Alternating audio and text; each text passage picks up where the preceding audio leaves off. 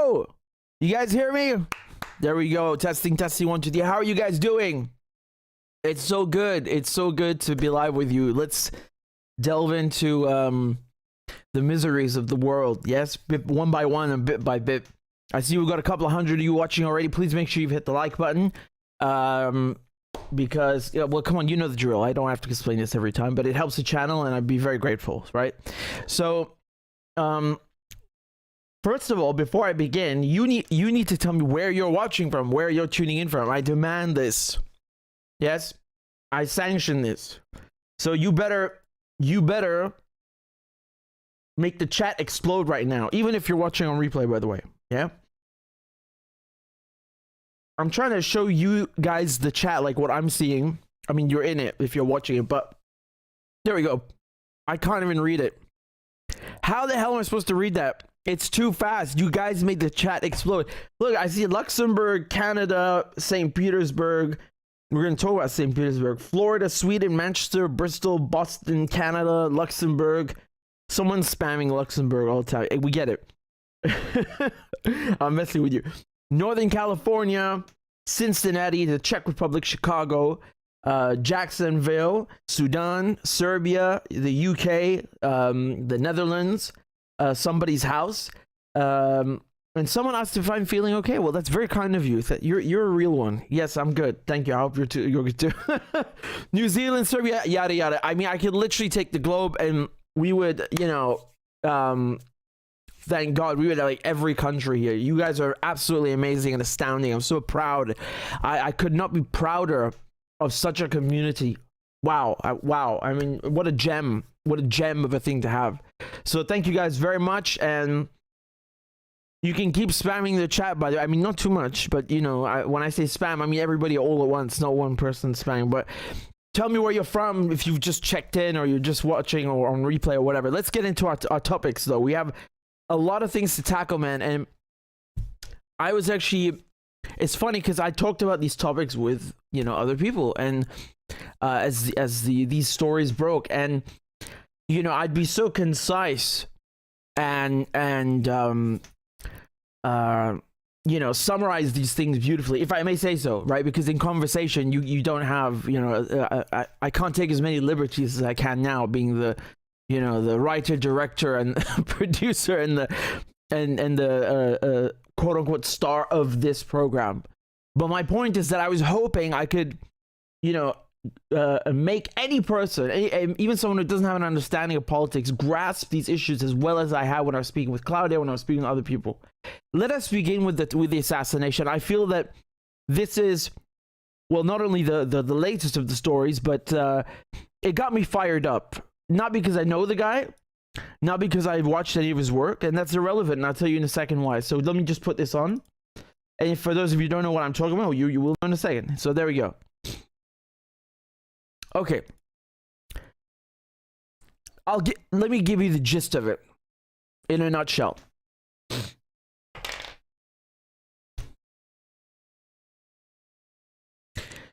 This Russian journalist was assassinated in a cafe in Saint Petersburg. So he was given a gift. That's him on the screen. He was given a gift, a statuette. So basically a mini statue. He was presented to him, and unbeknownst to him, it was actually a bomb. Right? So you can see on the BBC they talk about him, and it's important. I'll get to why.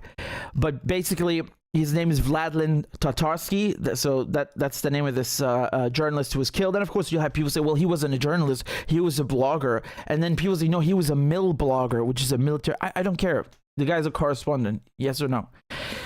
Now, the thing that's insane here, and actually, let me show you the clip before I continue. Look at the cafe, first of all. Look at the damage here. You have 32 people injured. 32 people who could have almost died in this bombing. 32 people injured. This is when he was being presented with the gift, allegedly. I can try and zoom in a bit more for you. The one that killed him. I don't know if you can see that. It's over here. People are in the way. Рабочая история. Да, все, золотой Владимир. Отлично. Ну, ты знаешь, слава богу, я гораздо красивее. Да, ну тут просто кубики, все правильно. Well, in any case, there's CCTV footage that caught the explosion. Let me show it to you. So this, I mean, when you look at this, I don't know how you can justify this, but they're trying in the West, right? Because he's a Putin supporter, blah blah blah blah blah. This is terrorism. They blew up a goddamn cafe, not in Ukraine, not it wasn't some act of resistance. Again, I'm getting ahead of myself because I'm going to tackle those points in a second. This is the video where they blew the cafe up. I mean, just look at the size of that explosion. This is straight up terrorism. I'll play it again for you. Look at the state of that, the power of that thing. This is not some,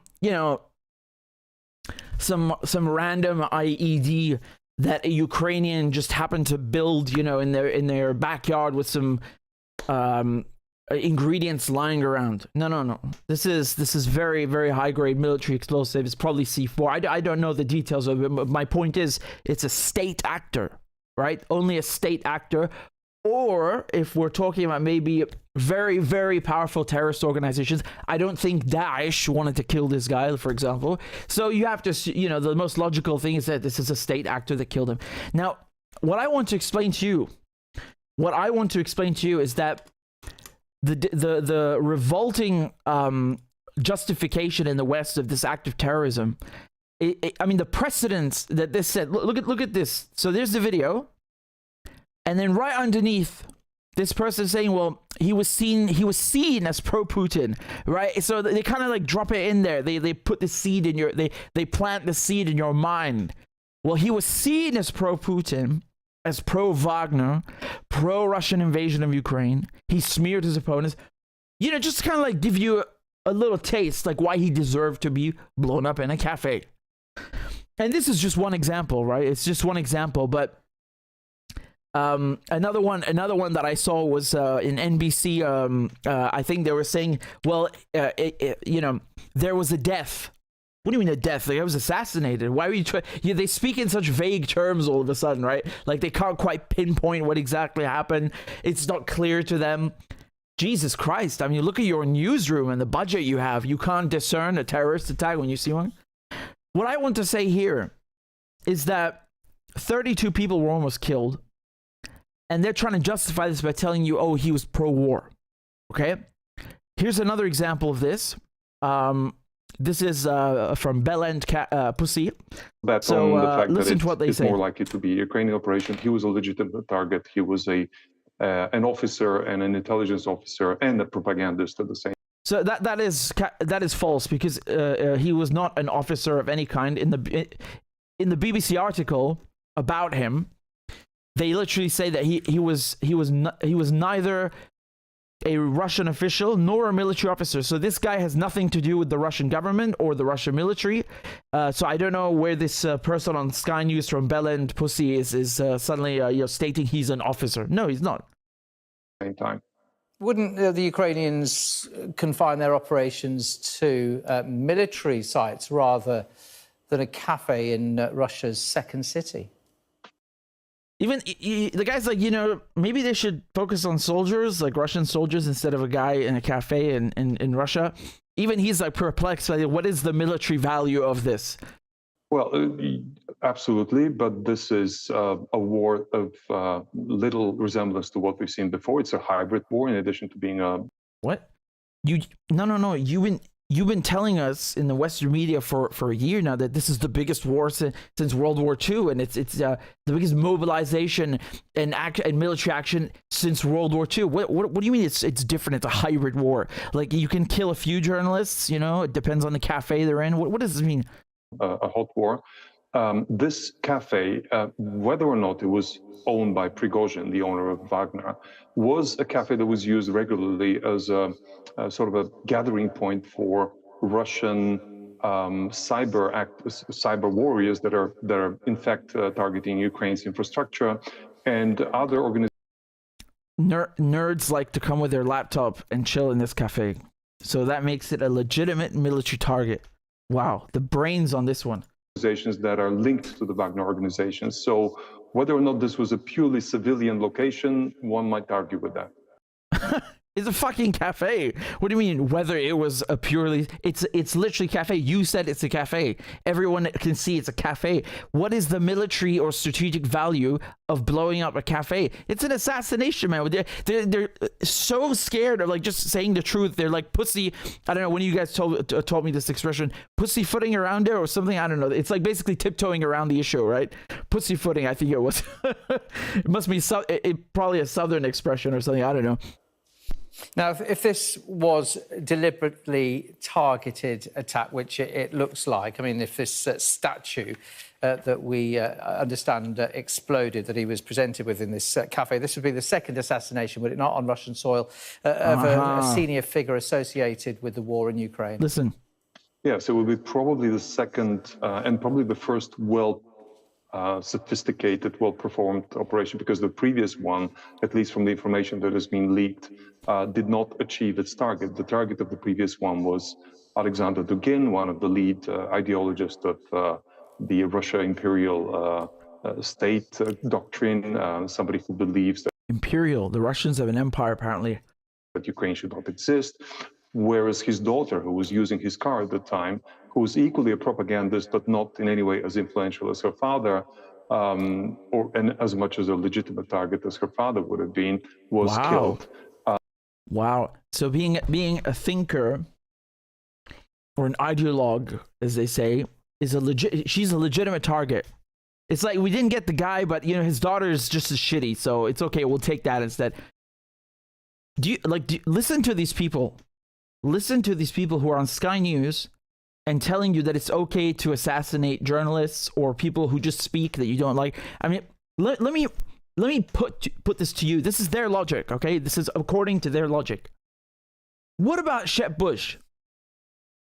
Right? He used to work for Fox, right? What about Tucker Carlson? What about all these people who back in the day supported the war in Iraq and they supported the war on terror? And the war on terror has caused infinitely more casualties. Like if you want to compare the scale of it, the bloodbath of it, the refugees, I mean, Jesus, the power vacuum, almost you could call it a genocide from Libya all the way to Somalia to Syria, right?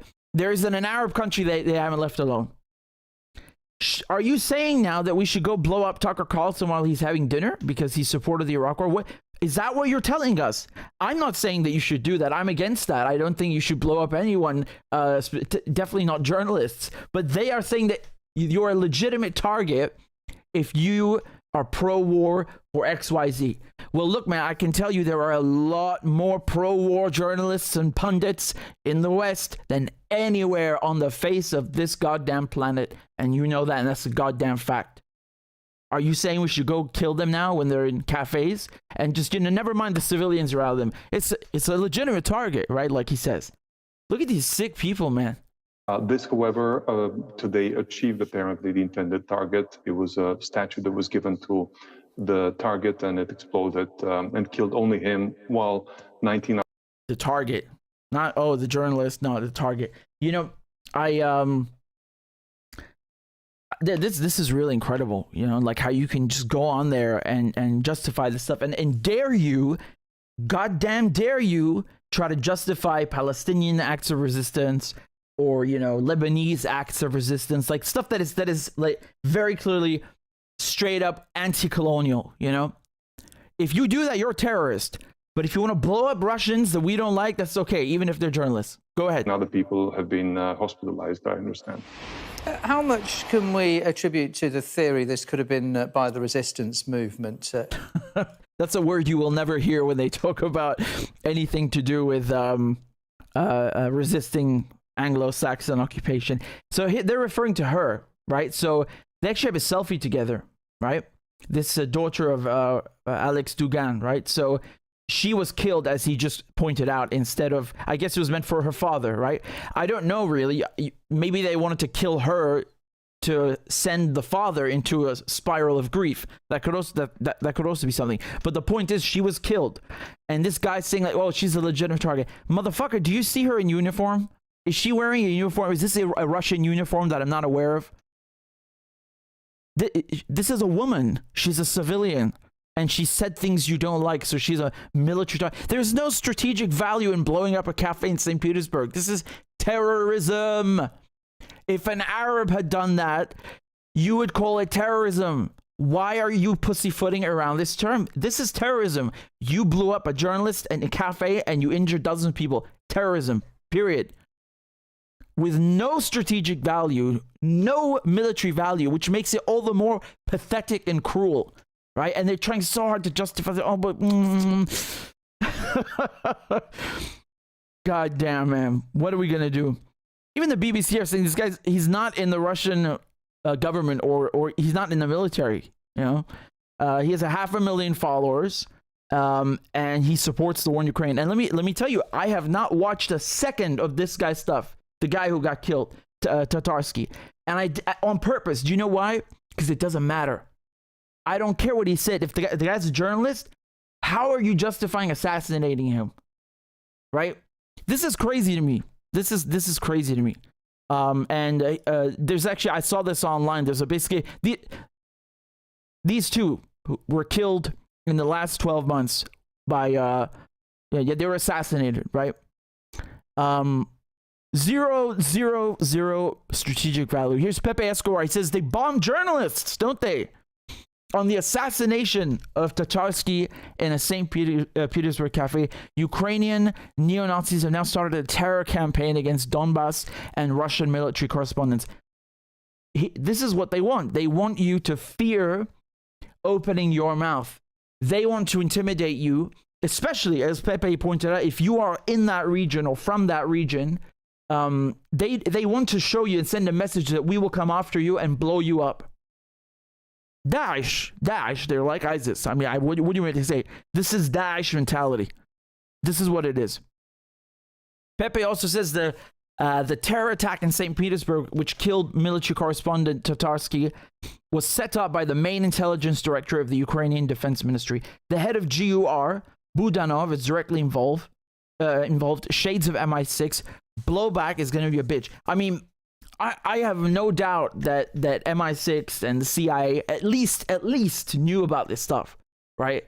And they don't bother stopping them or something because it's meant to terrify you. It's meant to shut you up. It's meant to silence people and scare you. So you just, okay, yes, I'll accept the establishment narrative. Russia bad. Yes, okay. Wow. I mean, with this logic, we got a lot of pro-Iraq war journalists to get through with. Glenn said here, gee, I wonder who carried out this terrorist attack on a cafe in St. Petersburg, where a Russian journalist was killed as he held an event on the war in Ukraine, along with 12 others who were wounded. Again, afterwards it became 32, actually. 32 wounded. Glenn says, well, I wonder if it might be the same people who murdered Daria Dugina in her car. So again, that's her, right? And then Glenn says underneath, I believe, he says that, by the terrorism justifying reasoning of Professor Karam, it would presumably be rational. This is exactly what I was saying. It would presumably, with their logic, not our logic, their logic, be rational, if not noble, to blow up American restaurants and cafes where US journalists and academics are holding events if they were advocates of the war in Iraq, correct? Well, that's what they're saying, basically. So, I don't agree with it, but there you have it. And I think this is very sick that they are trying to kind of like, either sweep it under the rug or like when they talk about it, it's like, you can't really say they weren't a legitimate target, right? Because he's like pro-war and stuff and great. Pathetic. Look, man, if we were talking, you guys know Great Escape? Amazing film, a classic. You know that scene where you have 3 Nazi officers in Paris just sitting outside in a cafe, and then the guy serving them, he pulls out a Sten machine gun. It's got to be a Sten machine gun. It's a classic British issue, and all the resistance in Europe had the Sten gun. And the car comes, and they just unload on these bastards. I can understand that because they're Nazis and they're occupying your country, and they're officers. They're in the army. And I'm not saying it's nice to kill. I don't like killing, but my point is that is a justifiable act of resistance. Killing a journalist inside Russia is not. Period. Period. And I'll just show you one last thing. This is allegedly the woman who gave or delivered, shall we say, the statue. So they were questioning her and filmed it, actually. And here's the video. I don't have anything more than this, but this is what the Russians released.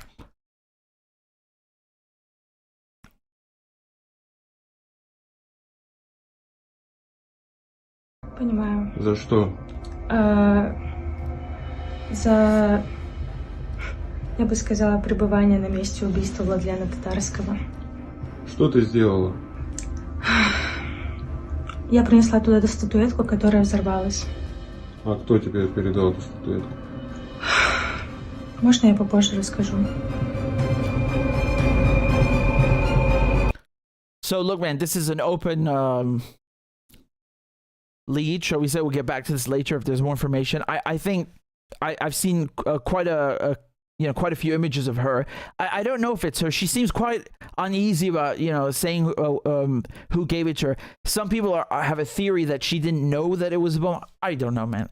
You can speculate all you want, but the rest of what we just said, I think, stands firm and tall and is unequivocal.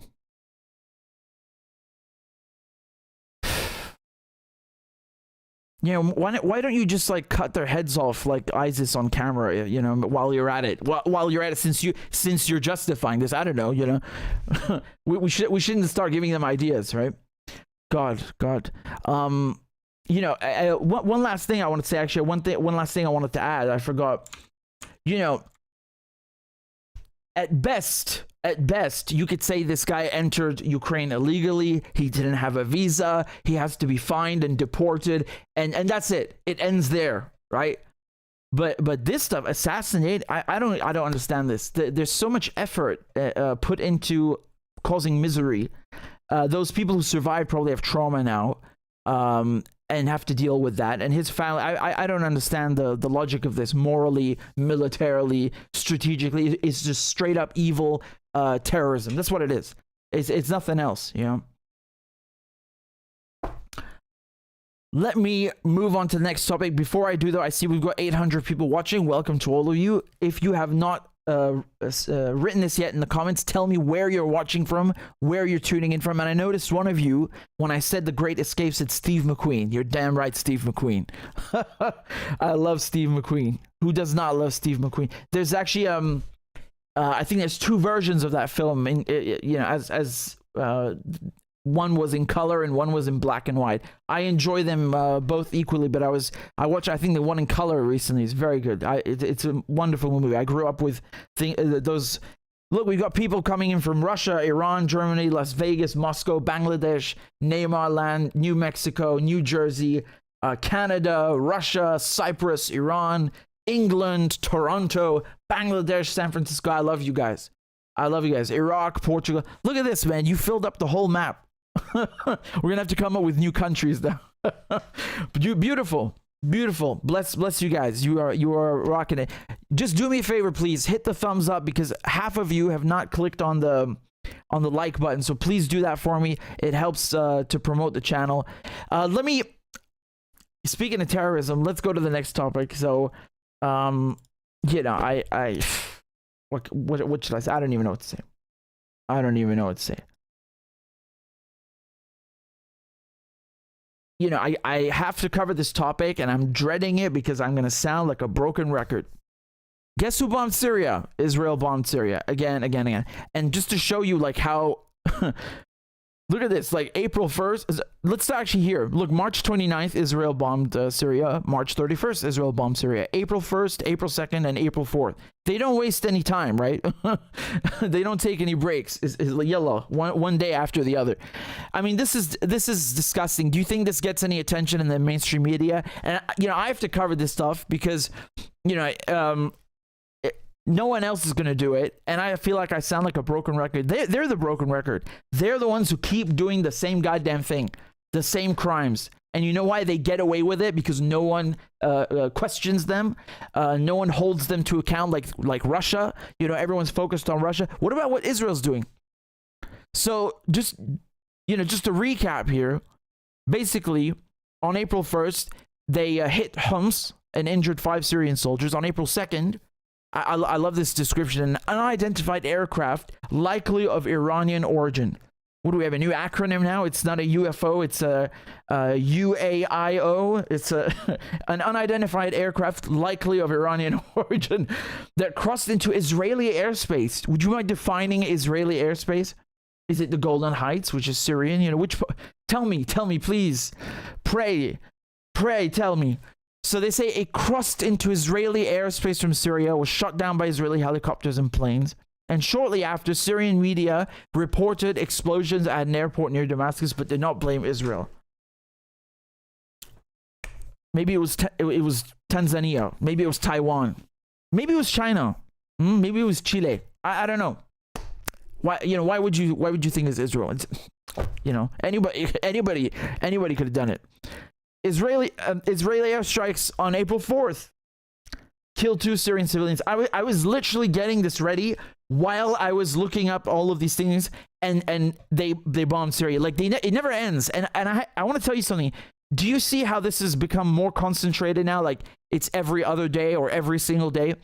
I have a feeling, again, this is just my analysis, I have a feeling this is a response to the rapprochement between Syria and Saudi Arabia, between Saudi Arabia and Iran. There's a shift happening in the region, and I'm going to get to that in a second. So if you're watching this on replay or you're watching this segment, there will be another segment just on that in a moment. They get angry, the Israelis, and they send the way they communicate is violence, right? So they'll send a message by just bombing Damascus, and of course you've seen in the last year, they go specifically after the airports, and these are civilian airports, and they'll tell you, well, no, Iran is bringing in weapons. Motherfucker, the UK is bringing in weapons to Ukraine. Everyone and their uncle is bringing in weapons to Ukraine. Are you saying like Russia is allowed to bomb, Heathrow because the UK is supplying Ukraine with weapons? This is their logic, right? Anything goes. Everything is permissible. We can destroy the Aleppo airport. We can destroy the Damascus airport, which are the 2 largest civilian airports, because we claim that there were Iranian weapons coming in. So what? Let's say it's true. So what? Israel is occupying Syria. Syria has the right to go to Taiwan, to Tanzania. I keep saying the same countries, just to any country on earth to get help. The same way that Ukraine is doing.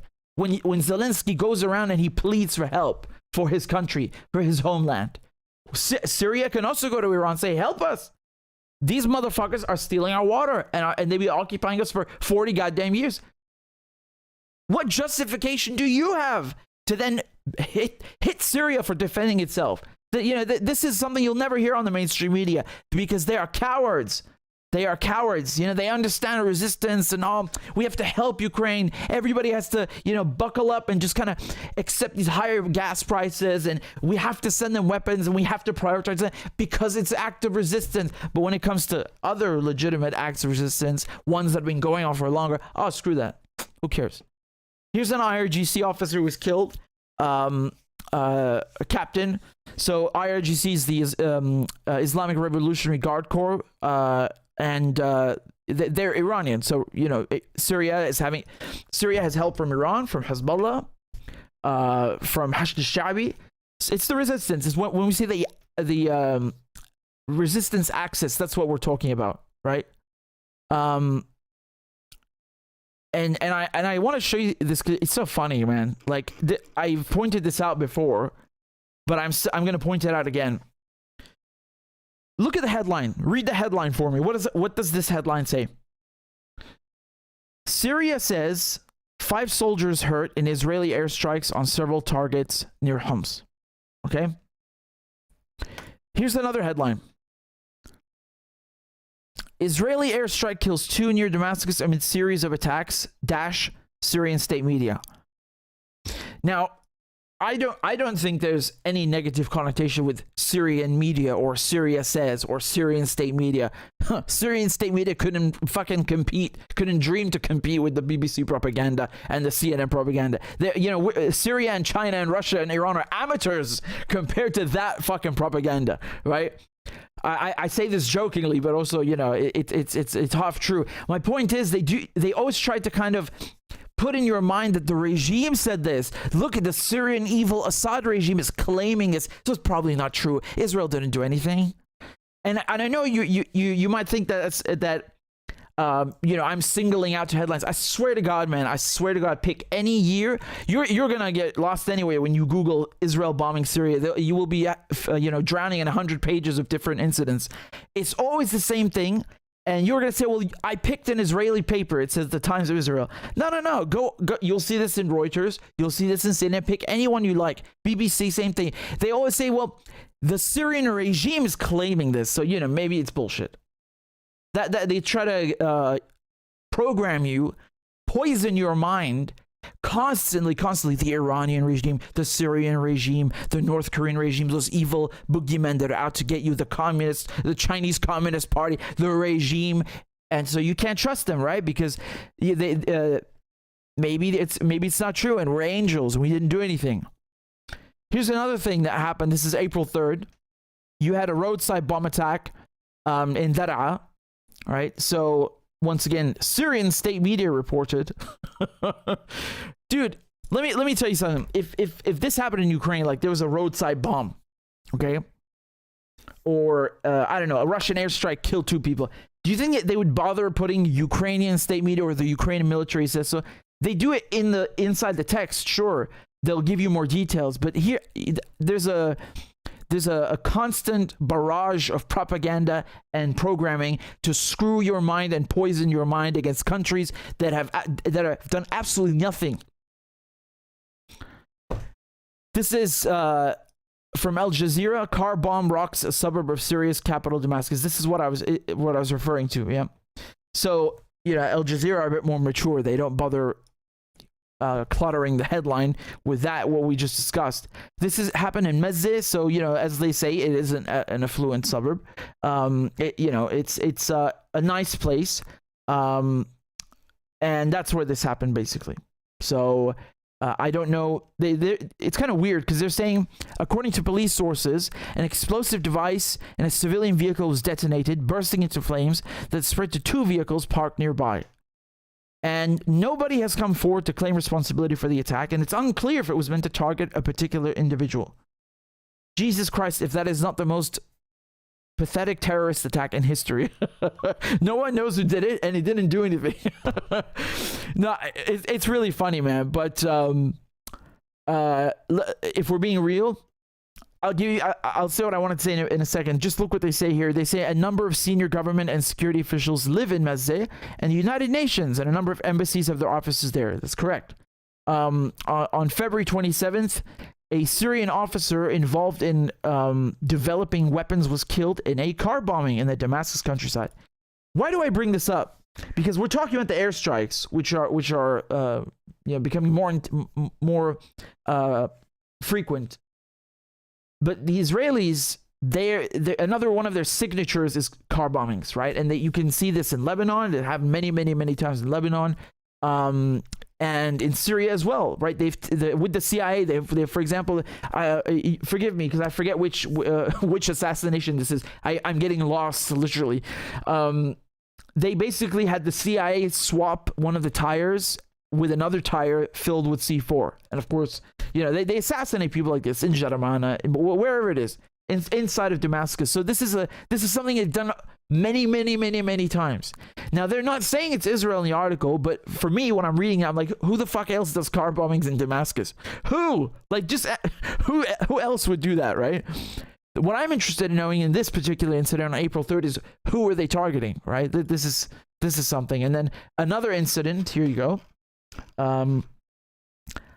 So you had 16 people hurt in a bus bombing. This is also in Syria on the Jordanian border, right?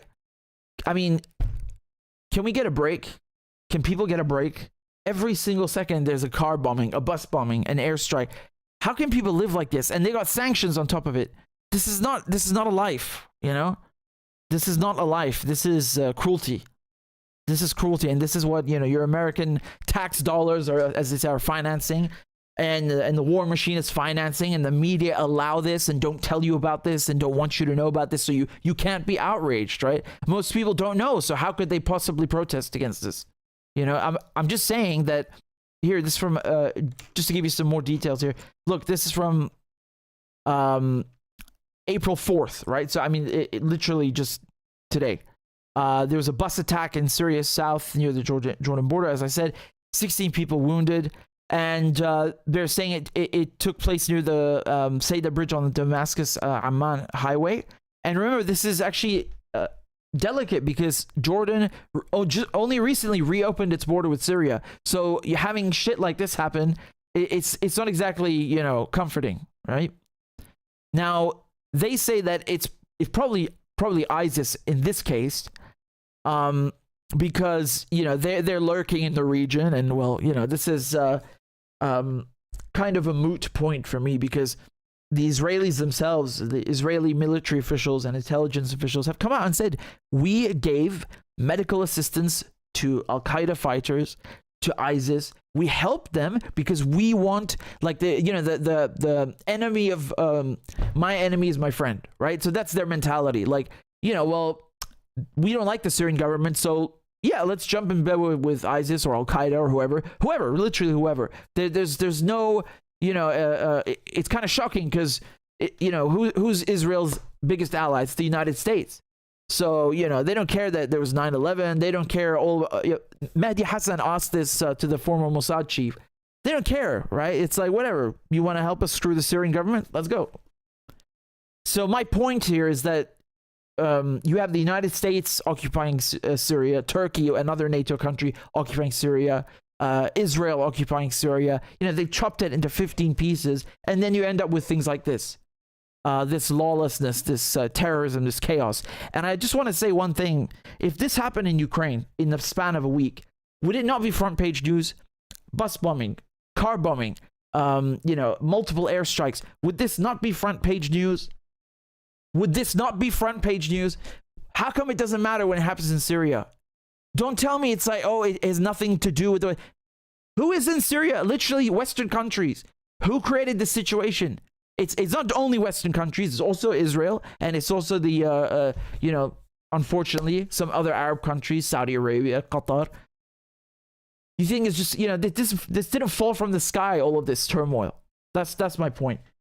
So again, I you know, for fear of sounding like a broken record, and I guarantee you I will be back here again telling you that Israel bombed Syria because they are allowed to get away with it. The United States finances them. The media doesn't say anything about them.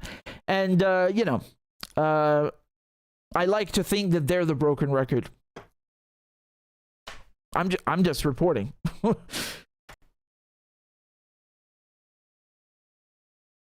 Let me see what we've got going on here. I think some of you guys sent super chats and I didn't read them to you yet. Give me a second. If you guys, by the way, if you send me something on PayPal, you can put in a note or a question and I will read it to you. So I'm checking PayPal right now. Give me a second to load this up. It's always so slow. One sec. I think it was here, and also on inside of YouTube, I'm gonna check in the thing. We've got actually someone who signed up as a member. I saw her name or their name. I think it was in green just earlier. So thank you for those of you who signed up as members or supporters, basically on YouTube. Again, my mentality is I'm not selling anything. I'm not you know, giving any perks for people who support. My work is free. I want every single person to be able to access it. And if you are financially able and if you want to, then please donate, and I appreciate it very much. You know, only if you can, only if you want to. Let me see in YouTube first of all, since this thing is still loading. We had a donation from somebody. I don't know who yet, but we'll get there soon enough. Man, you guys let me slip, man. You know, we were at, I don't know where we were at in Patreon now, and then we dipped now to 648 or something. Hey, I shouldn't be complaining, but you know, we have some pinatas of Dick Cheney to make. Come on, hurry it up, you know, hustle. Look, we've got a donation here. This was a super chat from the Day B, and the Day B said, "Have you seen Hillary Clinton's new video for her foreign policy class at Columbia? I already want to kill myself. No, thank you. Please don't. No." No. Colin says I have to prep for my. I'm kidding. I'm obviously gonna watch the video, unfortunately, and suffer. But Colin says I have to prep for my show. But glad to see you, Habibi. Thank you, Colin. I don't know if you're still here, but we have to do something together, brother. You invited me on your show. I have to come on, and I can't wait. So thank you for that. And I think that's it for this one. I don't know if I'm missing any others. No doubt I'll delve into the comment section with you guys. I just wanted to make sure I got to these first. Give me 1 second, please, just to put this on. Where were we? So, damn, you know, when I can't think for a second. My brain is with NATO and everything, and Finland and all this stuff that just happened. Okay, hold on.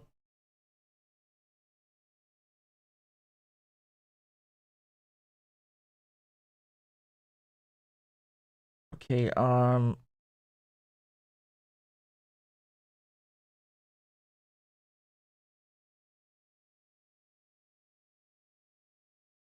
well, in any case, we'll get to it in a second, all right? So what do we have next? What's the next topic we have? Well, we have a lot. Let's go to... Do you guys want to stay with Syria before we move on to Finland? Let's stay on Syria, okay? That way we can do it in one go. So, let me just change this out. And I can tell you what's been happening. Some good things, I hope. Some good things in contrast to the goddamn airstrikes. I'm so... aren't you amazed by the media? Like, they don't know who did it. You know, it's like... we have no clue. Maybe the Syrian regime is saying this. We don't know. We don't know. Yeah, you don't want to know. You don't want to know. This is the difference. Okay, so where were we? I think it was this one. Yeah. Right.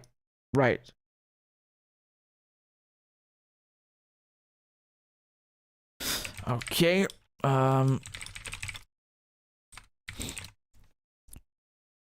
If you guys are following me on Twitter, I literally never ever plug my social media.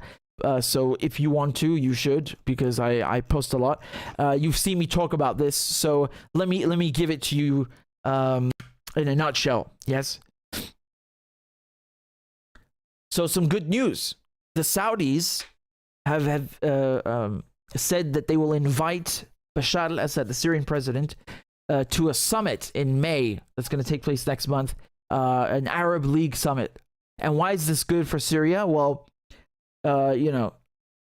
Saudi Arabia, again, let's not forget, is one of the countries that helped to destroy Syria. They supported God knows how many groups, extremist, takfiri, jihadist groups. And I think the consensus now, not just in the Arab world, but internationally, all over the globe, is that, well, look, we tried everything to get rid of Bashar al-Assad, and this guy is still there, and we can't do anything about it. We cannot do a thing about it. And so now they're normalizing ties with Syria again, right? You could call it a rapprochement, right? And this is very important. I'll just show you this quickly here. This is from Reuters, right? So they were saying that Saudi Arabia is planning to invite Bashar al-Assad to an Arab League summit that will take place in Riyadh, in the capital. Three sources familiar with the plan said a move that would formally end Syria's regional isolation. Yes. The Saudi foreign minister, Prince Faisal, you guys need to watch Lawrence of Arabia, by the way. Prince Faisal bin Farhan will travel to Damascus in coming weeks to hand Bashar al-Assad a formal invitation to attend the summit scheduled for May 19th. The Saudi government's communication office, they won't confirm any of this, but this is basically a done deal. And Assad's attendance at an Arab League summit would mark the most significant development in his rehabilitation within the Arab world since 2011, when Syria was suspended from the organization. I don't even know how you can have an Arab League without Syria, right? I've told you this before. This is a saying in Arabic. There's a phrase that Surya qalb al-arub al-nabita. It's the beating heart of Arabism. So it's like you literally took out the most important part of it, and what do you have there? A hollow thing. And by the way, they talk about Assad being at the Arab League summit. If you go watch that speech with Gaddafi when he was when was this? 2008, I think. And it was in Damascus. It took place in Damascus. And he warned them. He warned everybody in the room that, you know, what they did to Saddam Hussein, like he said, we all had disagreements with this guy. But the Americans just coming in and hanging him and executing an entire Arab leadership, you could be next.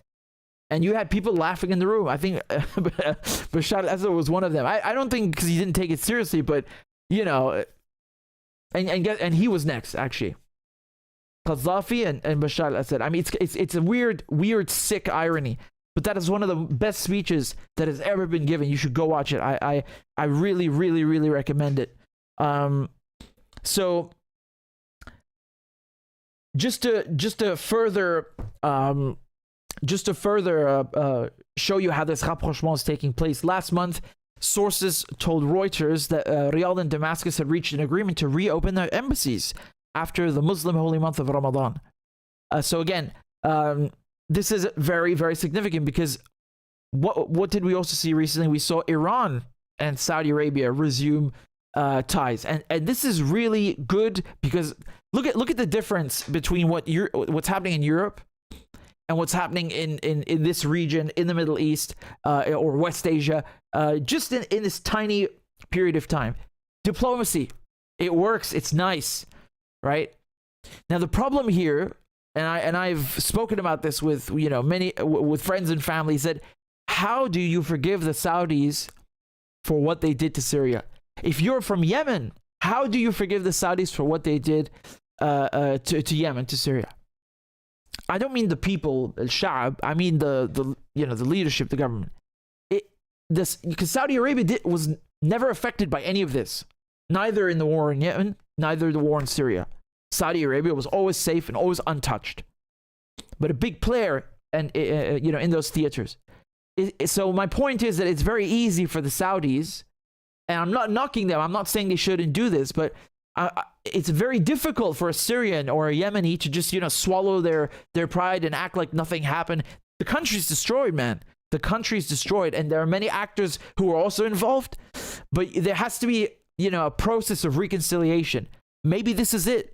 When I was writing about it on Twitter, I said perhaps they'll finally they'll find a way to bury the hatchet, once and for all. I would like to see that, and I'll tell you why. Not because I think it's so easy to forgive Saudi Arabia for what they did to Syria, but at the end of the day, what does Israel and Britain and the United States want more than anything? They want a divided Arab world. They literally came in and drew these fucking borders, right? Sykes-Picot, the French, British. They literally came in and carved everything up and did it in Africa and all over the place. That's their divide and conquer. So, you have to, I guess, in one sense, it really hurts. And in the other, you feel that you have to swallow your pride and mend ties because it's good to have a united Arab world. Do you understand what I'm saying? Here is... Here's another thing. Another important thing. In Egypt, the Syrian foreign minister was received in Cairo. That is crazy. So that's around the exact same time that you're hearing that, Syria is being invited to the Arab League summit. And the Syrian foreign minister is in Cairo.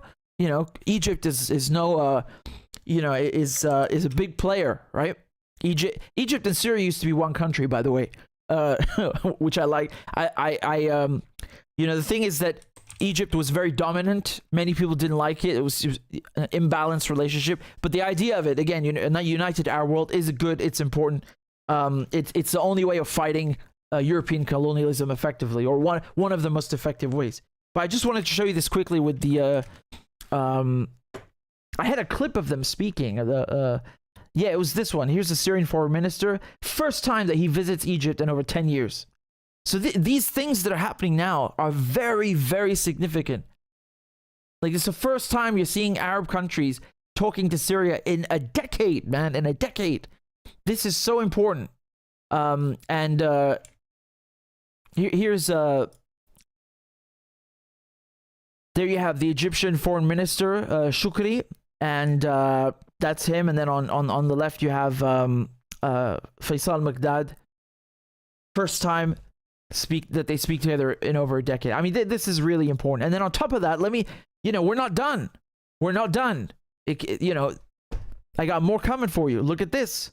In the UAE, Bashar al-Assad. Now this is, mind you, this is 2 weeks ago, right? So what I showed you now with Egypt and Saudi Arabia is this week, but this is 22nd of March. Look, you have Bashar al-Assad going to the UAE, and before that you had the foreign minister of the UAE coming to Damascus, but the head of state, the Syrian head of state, going there.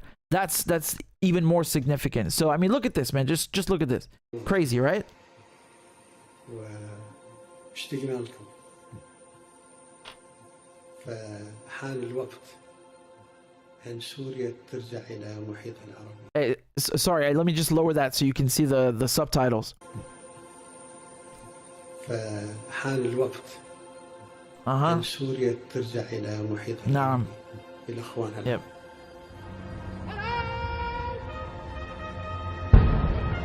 Yep.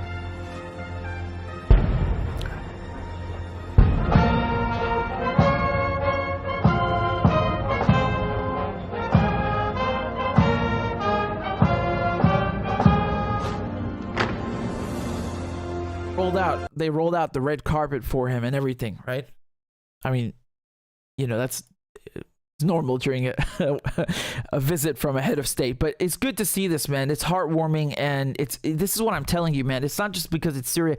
This is nice, productive diplomacy, not destructive war and fighting. And it's nice to see some things, ties getting better. Iran and Saudi Arabia, UAE and Syria, Egypt. Syria. This is what we need.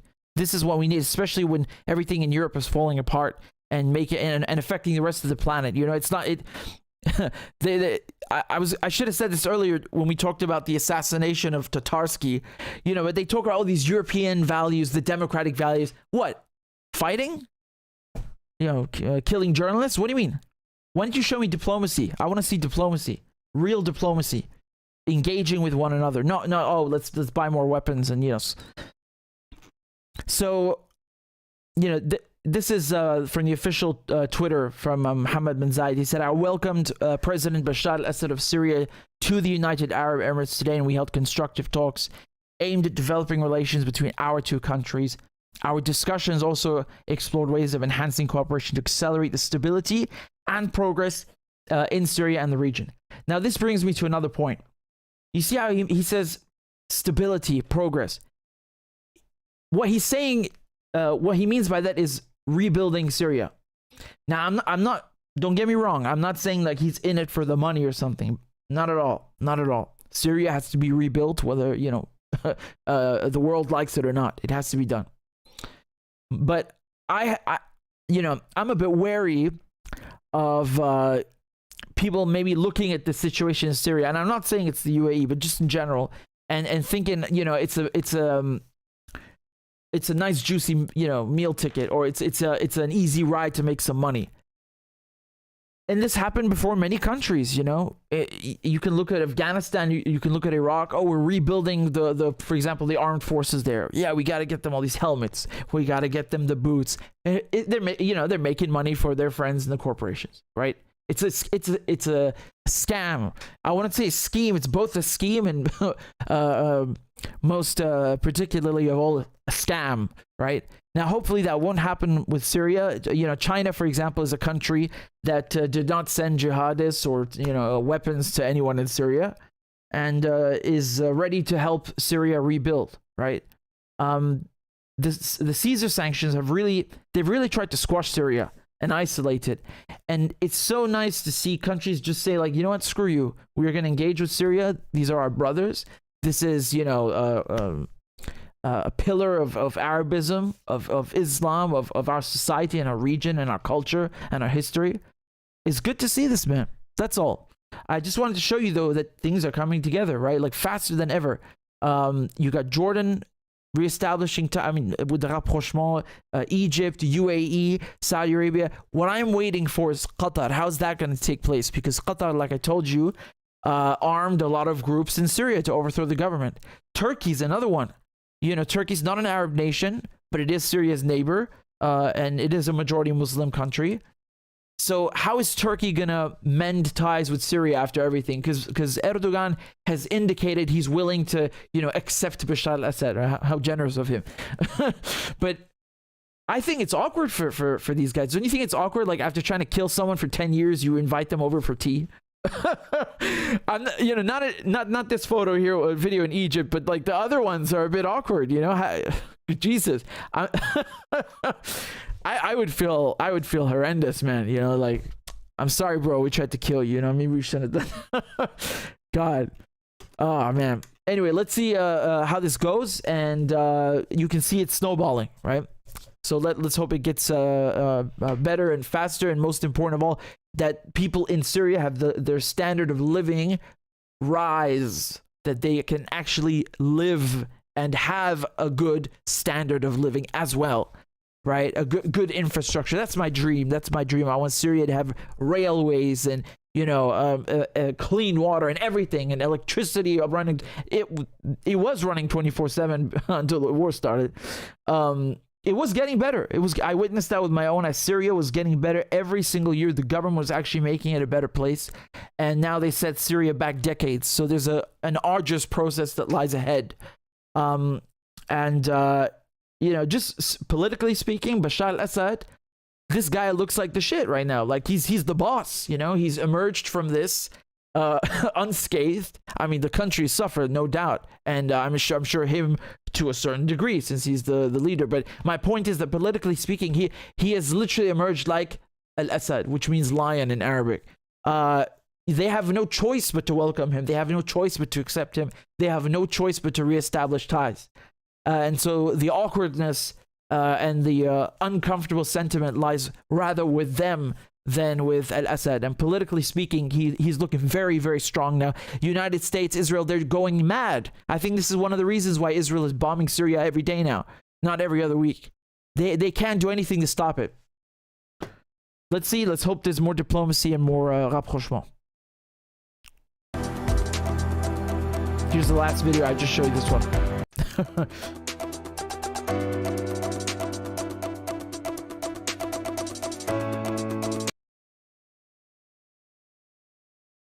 Okay. You guys owe me a break. I need to get something to drink, but don't go anywhere because I have a shit ton of things to cover. We haven't even touched Finland and NATO yet. There's so much to talk about, so don't go anywhere. You guys go get some tea, get some coffee, and come back here. We'll link up in just a minute or two. All right, so don't go anywhere. And for those of you who want to just sit and wait. By the way, thank you to everyone who's donating. I'll read all of these. Well, actually, let me just refresh right now and do it. We got one here that this is from Hussein. He says, "What are the chances that once this Ukraine war is over, the Azov will be pushed into Europe and they'll be dealing with extremists on their doorstep?" Thank you. This is exactly what I've been saying since day one. Every single time the United States and the CIA specifically and MI6 is involved, every single time they arm extremists, what happens? These people, they go out of control. They get out of control. The leash that they think they have on them is non-existent. And then what happens? Like you just said, it spreads and people are going to suffer. And the fucking weapons, man. How many tens of billions have they said? No one has ever received this much armament, man. I keep saying this. Ukraine has more weapons than actual NATO member states, right? Ukraine is a NATO member state in all but name. and who is going to pick up all this weaponry just lying around? By the way, at the end of the Cold War, the Ukrainians very, I must say, bravely and courageously, and I commend them for this, gave up their nuclear weapons. They had a ton of them. Right, it's not easy to do that. If I were in their shoes, I might have thought twice about it, or thrice. Because let's face it, in today's day and age, unfortunately, having nuclear weapons is a deterrent. The only reason that the North Koreans are still alive is because they made nuclear weapons, and the Americans don't fuck with them. But before I get too carried off, I just want to say you make an excellent point, and this is just like what they did with Al-Qaeda, with the Mujahideen originally. You know, they give these guys tons of weapons, they finish their so-called mission, and then they go off and form splinter groups, and, you know, they merge with other groups and this and that. And someone is either selling these weapons or using them to commit acts of terrorism. And I guarantee you, and please God, I hope I'm wrong, but I have a bad feeling that you're going to see this extremism spread. And people who are of the same conviction, this far-right neo-Nazi or Nazi ideology, who don't have the weapons, will be looking at that and feeling emboldened and then doing their, acts of their own. But I pray to God I'm wrong. But the concern that you mentioned, Hassan, is 110% legitimate, and it has to be remembered. Craig says, much love from Canada. Thanks for everything. Thank you very much, Craig. I hope I get to visit Canada one day. Mr. Coffee says, why is Turkey and Hungary holding up Sweden's bid to join the alliance? Any ideas? Finland and Sweden hope to join together in NATO at the same time. That's the segment that I'll be doing when I get back in just 2 minutes. Let me get some water, and you guys also get something to drink. We'll be right back in just a minute, okay? Yallah, let's go. I am once again asking for your financial support. A is for All men and women created by go. You know the thing. B is for I'm beginning to see why your wife left you. C is for Corn Pop was a bad dude, and he ran a bunch of bad boys. D is for Don't worry, I'm so serious. Children, I love to hear them. E is for An excuse to walk by the dealer and say, no, I'm not going to be a mule. I got something to do. I got to go do boom, boom, boom. F is for Friend, and she's a friend. She's been my friend in and out of public life. G is for Go to Joe 30330. H is for Hairy legs that turn blonde in the sun. And the kids used to come up and reach in the pool and rub my leg down. I is for I'm a Democratic candidate for the United States Senate. J is for Just look at the record. I have President Biden, Vice President Biden. Well, I tell you what, if you look at my record and you still doubt about my commitment, then you should vote for somebody else. K is for Kids jumping on my lap. And I've loved kids jumping on my lap. L is for The lion, dog, face, pony soldier. M is for Make sure the television, make sure you have the record player on at night, the phone. Make sure the kids hear words. N is for NATO. O is for The only African-American woman that's ever been elected to the United States Senate. P is for Poor kids are just as bright and just as talented as white kids. R is for Rest her soul, and although she's your mom's still alive. S is for Send a text to the word united. T is for Truth over facts. U is for Union workers, the UAW took incredible cuts in their future. V is for I'll vote for somebody else. All right, thanks so much. W is for Wait, you're getting nervous, man. Calm down. It's okay. X is for Xi Jinping. Y is for And you ain't black.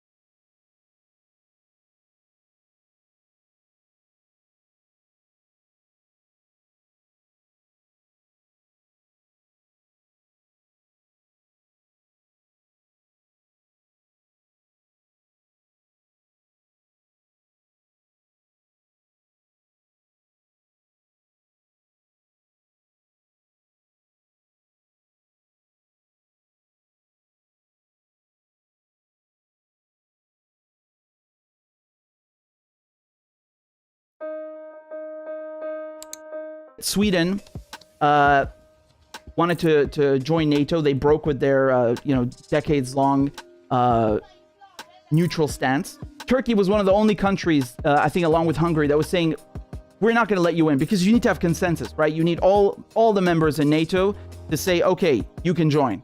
Their bid has kind of been in limbo because Turkey wanted to, extract several concessions. It was very clear that they really want to join NATO in Sweden, and they were doing everything they could to appease the Turks.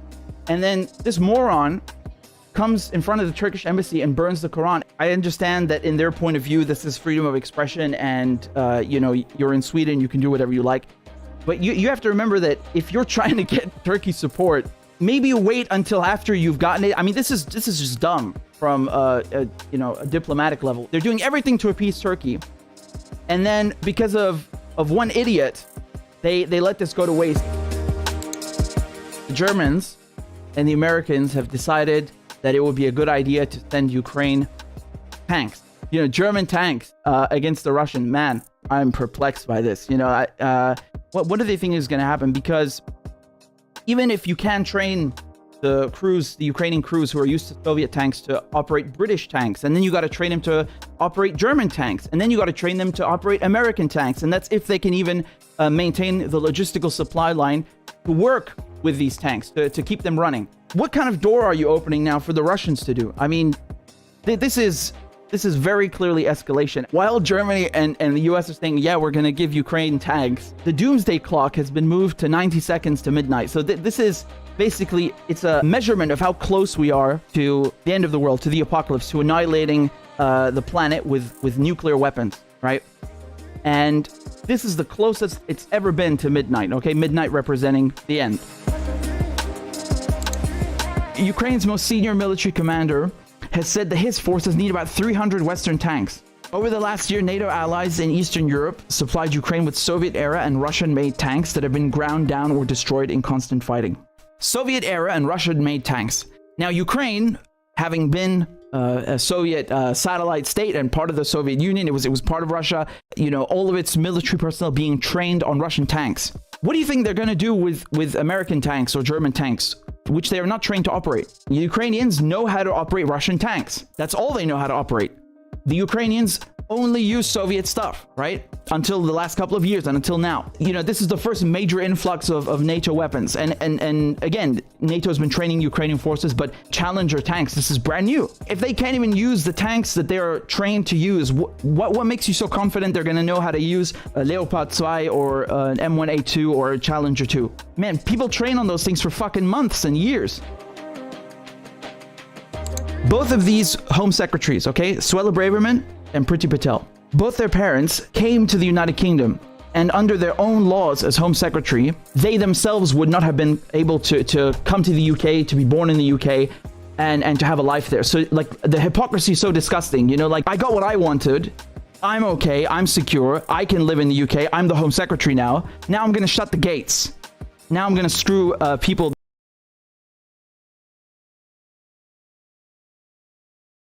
You can hear me now, right? You'll forgive me for my prolonged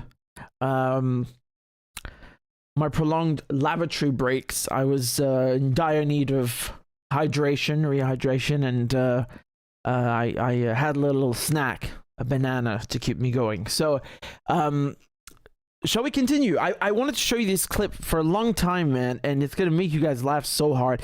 Wait, sorry, before I forget, somebody on PayPal sent a donation. This is from Leah, I hope I'm saying your name correctly. I don't think that there's a note or a question anywhere, but thank you very much. And there's another one from Paul. So Paul, thank you as well for your donation. Again, no note, but I appreciate it nonetheless. If you guys want to support the show, you can send a donation of any any number or currency. Claudia is posting the links in the chat, and I'd be really, really grateful if you guys would join on Patreon. You can also join on YouTube, by the way. There's YouTube memberships. I basically they were nagging me to enable it. Oh no, and I did. So if you want, you can unlock special emojis. Man, we need to do the emojis. Do you want to do them right now?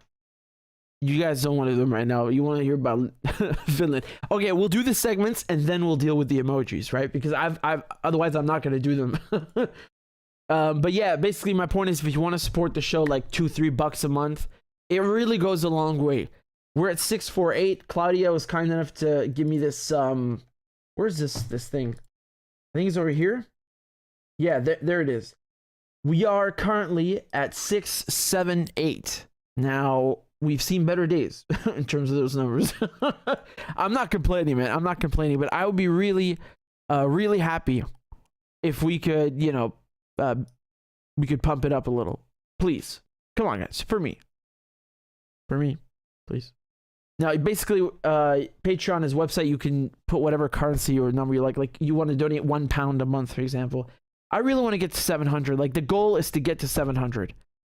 Come on, guys. We can do that, right? It's 22 people. I know there's 22 champions among you, heroes among you, who will rise up and deliver, all right, and support independent media. I know you are there. I know you hear the calling. So please, if you can, $1 a month, it goes a long way. Anyway. Let's continue. We have a lot of ground to cover. So let us start with Finland and NATO, since someone asked about it, actually. Man, this makes me laugh, really. They are so funny. They are so funny and full of themselves. Here, let me close this out, and then where is it? Oh, here it is. So this is significant. This is quite significant that Finland is joining NATO, and I don't mean that in a good way. You know, sometimes I think to myself, well, you know, when I gave that speech in London, the No to NATO rally, I said this very clearly. My entire life, literally from the second I've been born until now, there has been no Soviet Union. It didn't exist, doesn't exist anymore. It has never existed in my lifetime. Why? So why does NATO exist? To fight the imaginary Soviet Union? NATO has no legitimate reason to exist, especially after the fucking bloodbaths they've committed in Yugoslavia, in Libya, in Syria, in Afghanistan. Zero goddamn percent. Like, who are you? The nerve of these fucking people. Not only to say that NATO should exist, but NATO's a defensive alliance. I want to ram this keyword up your ass, you bastard murderers. We should find a better solution than that. But they make me so angry, man. Like, they're murdering people, occupying their land, and pretending they are saviors. Now, again, let me get to Finland. So, the tragedy among all this, right? Hold on. I gotta check my hair is on fleek. The biggest tragedy of all this, of Finland joining NATO, is that, you know, you're seeing Sweden, Finland, Germany abandon their supposed stances of neutrality, right? What did they mean then? If you were ready to just like throw them in the in the garbage and turn on them from one second to the next? Did you ever mean it? Were you ever sincere? Do you understand the concept of neutrality? Why are you so eager to make sure that the Russians feel even more cornered? Okay, let's look at this article from BBC to start off with. And no, I'm not punishing you. Finland will become the 31st member of NATO on Tuesday, the Western Military Alliance's Secretary General has announced. The application was prompted by the invasion of Ukraine by Russia, with which Finland shares a long border. Yeah.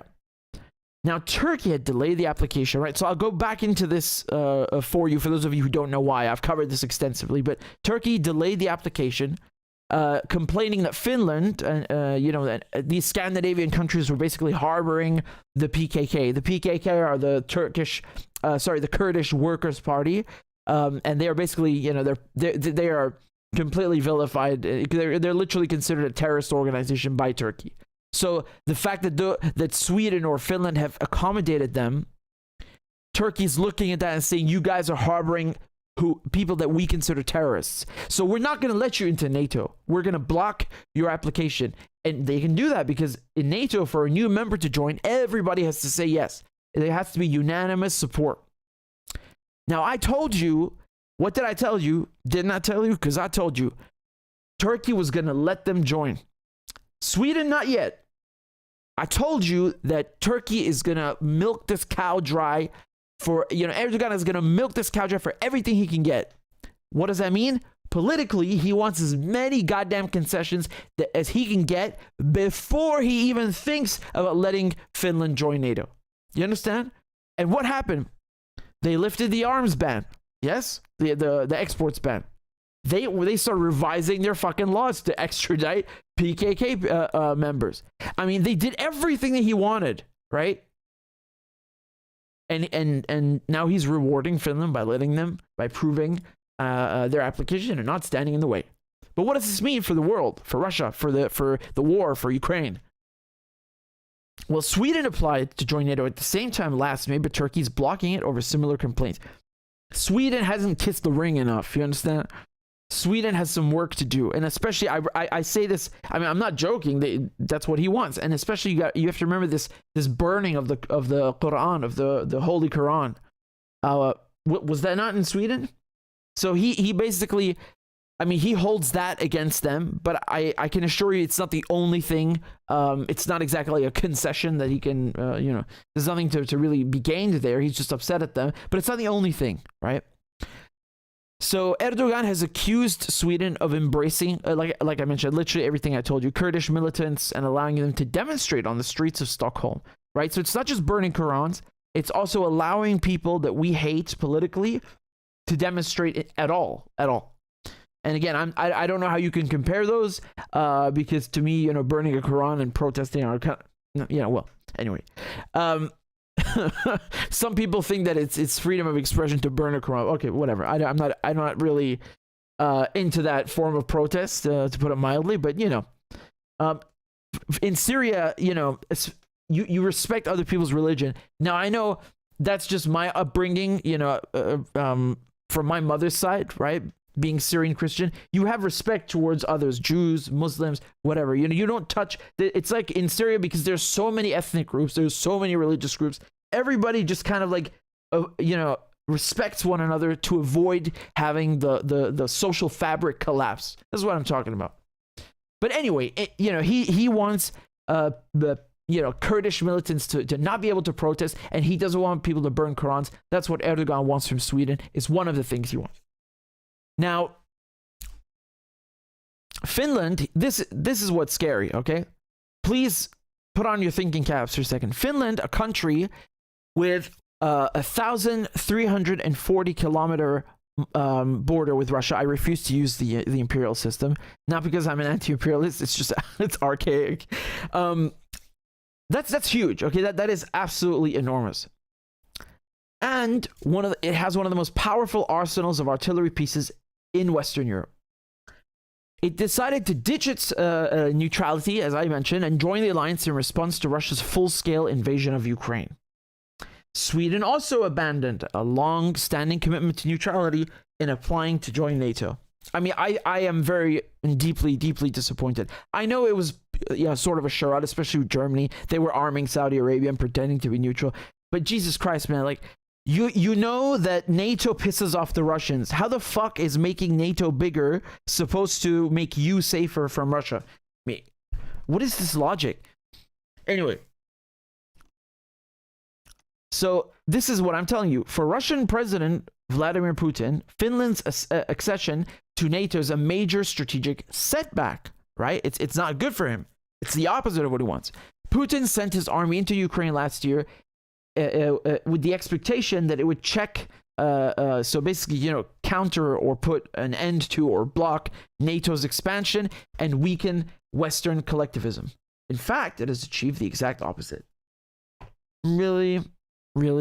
Yeah, you have like another notch on the number of NATO members, but your Western, our Western collectivism is isolating us, and the whole world is developing while we're busy, giving weapons manufacturers giant checks. very civilized.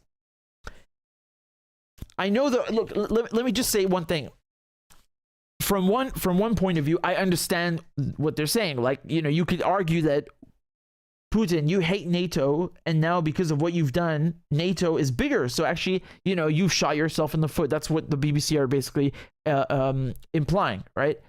Now, somebody else might say NATO was going to shoot Putin in the foot either fucking way. So, you know, he had no choice but to do XYZ, right? Going to Ukraine. Now, I don't know about the annexation, but you understand?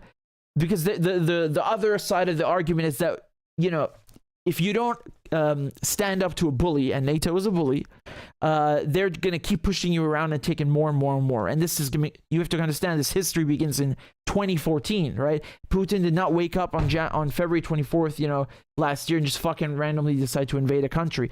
I mean, I'm not saying that was the best decision, but there is history here, and a very, very big geopolitical battle right in Ukraine, and the Ukrainians are, of course, the ones that suffer the most.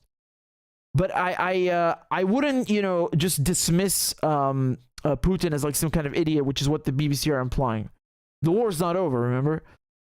So in response to Mr. Stoltenberg's announcement, that's the, you know, Secretary General of NATO, Russia's Deputy Foreign Minister, Grushko, said that, quote, in the event that the forces and the resources of other NATO members are deployed in Finland, we will take additional steps to reliably ensure Russia's military security. So this is very interesting again, and it shows the diplomatic tact of the Russians, and you have to pay attention to their words, because the Russians are not saying we completely oppose Finland's accession to NATO. I mean, they do, but they don't phrase it that way. They have a bigger issue, which is other NATO troops from other NATO countries coming to their border just because Finland is now a member. Do you understand? Because that shit is salami technique. That is about encircling Russia, right? It's like, okay, you're in the club now. Quick, everybody, fucking surround Russia. Come here. And they've been doing this over and over and over again. And why is this important? Because this was one of the demands, the security demands that Russia had, that Russia tried diplomatically to get through the West's goddamn head before there was a war, before the invasion. So that was December of 2021. Yes, the Russians sent a sort of plea to the Americans, like, dude, we're not telling these NATO countries to leave NATO, but only their troops should be there. Now, obviously, NATO, doesn't work that way. The whole point of NATO is that it's a unified thing, and an attack on one of them is an attack on all of them. And the troops in NATO have to learn to, for example, if you have a battlefield and an Italian unit gets wiped out, you should be able to just grab a German one, which is often what happened in World War II. They had to, clean up after them. But listen, my point is that you can kind of take any NATO country, troops from any NATO country, and just mush them together, and they work because they've been trained for that. This is called interoperability. So, I understand Russia's concern, though. Like, if you want to join NATO, fine, and your troops are there, fine, but you're not inviting your friends to our border, right? That's basically their point, and I don't know how you can disagree with them, because any country, especially a power like Russia, is going to view that as a threat. So Finland will become the 7th NATO country on the Baltic Sea, further isolating Russia's coastal access. This is a very nice way the BBC have found of saying that basically more countries are surrounding Russia and doing the thing that Russia doesn't like, and that Russia has been telling us it does not fucking like. And again, I would go back to what I always say, which is that this has literally nothing to do with Putin. Even if Russia did not exist, these principles in geopolitics and international relations would be literally the exact same. It's like laws of physics, okay? It's not about who the president is. It's not about what country it is. You have a tiny country next to a giant country inviting another rival power to fuck with the neighbor. It's always going to end badly, unfortunately. And for the Ukrainians, they're the ones being used. It's not the Ukrainians like they deserve this or they invited this upon themselves. Not at all. Ukrainians want to join NATO or the EU. That's their business. But the United States, carrying out fucking coups. And you heard Victoria Nuland, she says, you know, F the EU. I like how I cuss, and then the next second it's like F, not fuck. But that's the problem. It's this external influence inside of Russian neighbor with the sole purpose of annoying the Russians and threatening them, I would add. So here's, just so you know, the Turkish MPs voted unanimously, overwhelmingly, in favor of Finland's NATO membership application. Look at that, 276 Turkish MPs in favor, zero opposed, 0 against. All 30 NATO member states have now approved it. Finland is in. Let me show you Mr. Stoltenberg creaming his pants over the prospect of a new NATO member. This is a historic week. Tomorrow we will welcome Finland as the 31st member of NATO, making Finland safer and our alliance stronger. We will raise the Finnish flag for the first time here at the NATO headquarters. It will be a good day for Finland's security, for Nordic security, and for NATO as a whole. This is a historic week. Sorry, I don't want to torture you any further. I don't know what planet this guy's living on. Oh, this is good for our security. No, it's not, and you're an idiot. Here is Sanna Marin. So she is the prime minister, right? And this is her tweet. This is what she said. She said, Finland's application has now been ratified by all members, and we will join NATO. Thank you to all countries for your support. As allies, we will give and receive security. Sure. We will defend each other. Finland stands with Sweden now and in the future and supports its application. I remember people kind of, you know, fawning over her as like, oh, she's such a bright young woman and so on. And I guess, you know, she certainly is in many ways. But at the end of the day, it's like, you know, they're all warmongers and fucking idiots when it comes to geopolitics. They talk about security and all they do is imperil their own security and provoke others. I mean, this is madness. Let me show you this. Stoltenberg again. I apologize. Didn't start in February last year. The war started in 2014, and since 2014, NATO allies have provided support to Ukraine with training, with equipment. Oh, you have you? What have you been doing since 2014? NATO has been supplying what? Let's play that again. NATO allies have provided support to Ukraine with training, with equipment, so the Ukrainian armed forces were much stronger. Damn, I cannot for the life of me imagine why the Russians would feel threatened. I just can't get it, you know? I can't crack this, man. With training, with equipment, so the Ukrainian armed forces were much stronger. Please ask yourself this question. Be honest with yourself. Whatever your viewpoint is.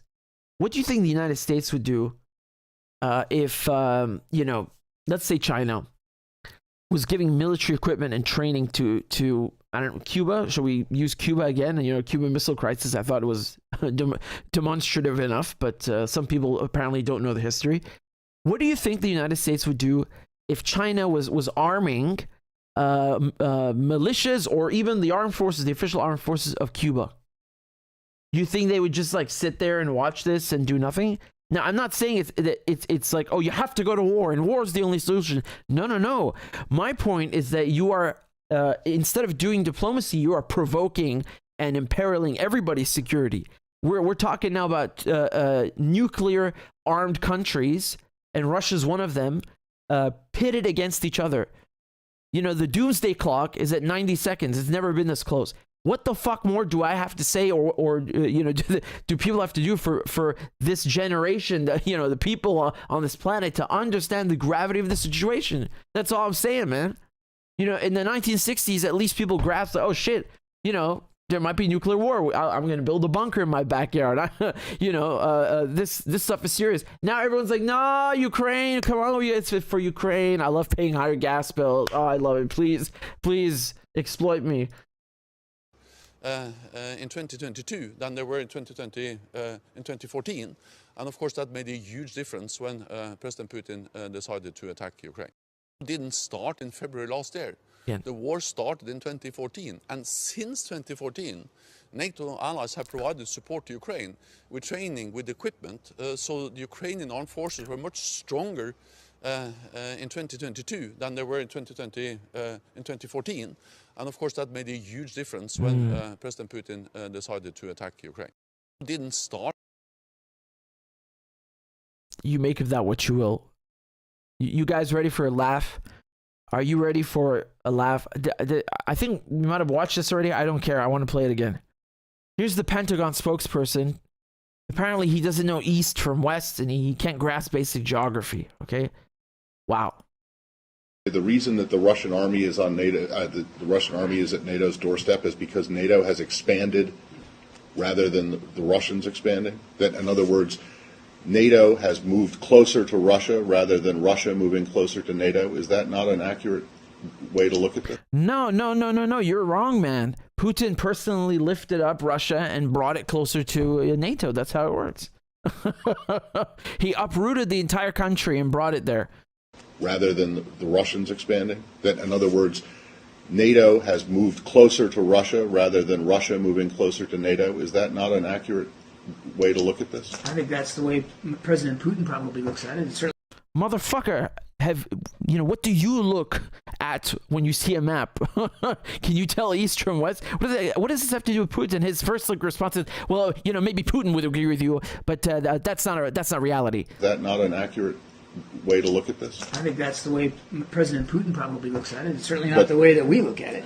You don't think that NATO... Sorry, to be fair, he's right. That's just a statement. That's true. President Putin views it like that, and they don't. I don't want to give him too much shit. Wait for the best part. It's certainly not the way that we look at it. You don't think that NATO has expanded eastward toward Russia? NATO has expanded, okay. and the expansion has been a good thing for... So the reason that the Russian army is at NATO's doorstep is not the fault of the Russian army, it's not the Russian army that's done it. It's NATO has moved closer to move I'm pretty east. sure it wasn't NATO who was ordering, upwards of 15 battalion tactical groups to within 10 kilometers of the border with Ukraine. And I know this is going to come as a shock to you, Kirby. I love you, but, that's inside Russia. Yeah, by the way, I know he makes it sound like it's so... Man, they had these, tactical groups moving and doing, secret maneuvers and shit.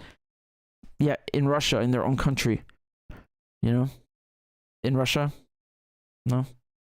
I'm pretty sure it wasn't NATO who put little green men inside Ukraine to destabilize eastern states. I'm pretty sure that Ukraine is not a member of NATO. So unless that's changed, it's not changed. But I'm pretty sure the movement by Russia is Russia's decision. If NATO has moved east, the reason that the Russian army is closer or on NATO's doorstep is because NATO moved. NATO is not an... How dare you say that, Mr. Matt Lee from the Associated Press, you goddamn Putin propagandist. How dare you? How dare you? Or on NATO's doorstep is because NATO moved. NATO is not an anti-Russia alliance. NATO is a security alliance. Unfortunately, for 50 years, it was an anti-Soviet alliance. So do you not understand it? Do you not understand how, or can you not even see how the Russians will perceive it as a threat? And the fact that it keeps getting closer to their border, while their troops, the places where their troops are, you say their troops are, and may have been in Ukraine and Georgia. This is too much common sense for me. I'm not going to pretend to know what goes in President Putin's mind or Russian military commanders.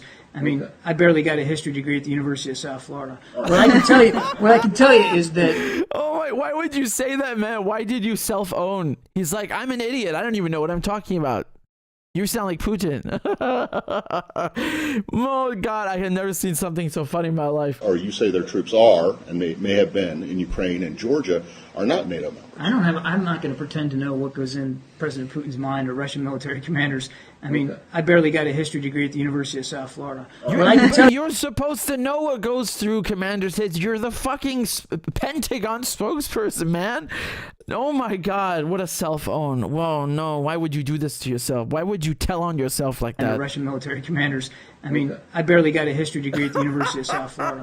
What I can tell you is that NATO is a defensive alliance. It remains a defensive alliance. NATO's a defensive alliance. NATO's a defensive alliance. No. Putin. Yeah, okay. He's got the key points memorized. Don't ask him too much. Maps are not his thing. All right. Jim, maybe just for those of you who are still in doubt, as to the nature of Matt's question, which our beloved Kirby, who I like Kirby because he looks like a. I mean, just listen to how he speaks. He sounds like a character from The Office. He reminds me of Michael Scott. He's like, I'm an idiot. I don't even know what I'm doing here.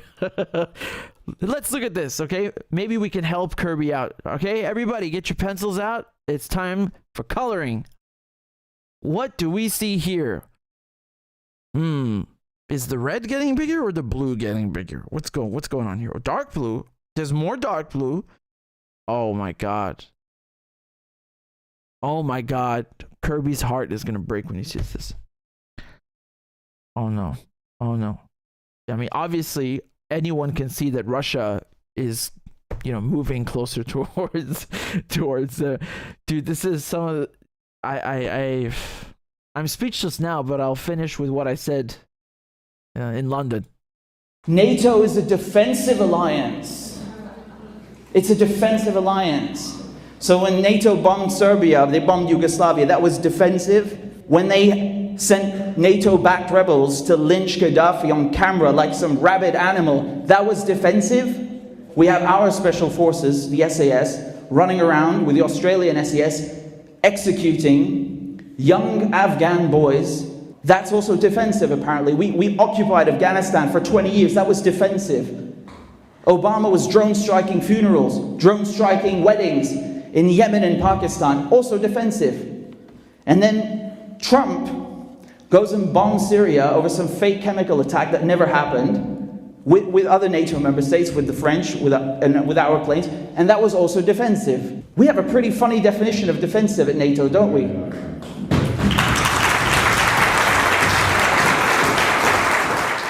NATO is a defensive alliance. I'm sure Claudia is posting the link to the full speech below, but yeah, go check it out. I think you'll enjoy it. I shat on them pretty hard. Well, there you go, guys. Now NATO has an extra member. NATO has doubled its border with Russia, which, I mean, I know there are people right now who are laughing or saying, oh, look at Putin, this idiot. He basically got the opposite of what he wanted. You may have won the battle, but the war is not over. And I hope it's over soon. Like I keep saying, this war shouldn't even have happened in the first place. It could have so easily been resolved with a fucking meeting and some coffee. Just sit in a room with the Russians and talk. What is wrong with you? You, the Western diplomats.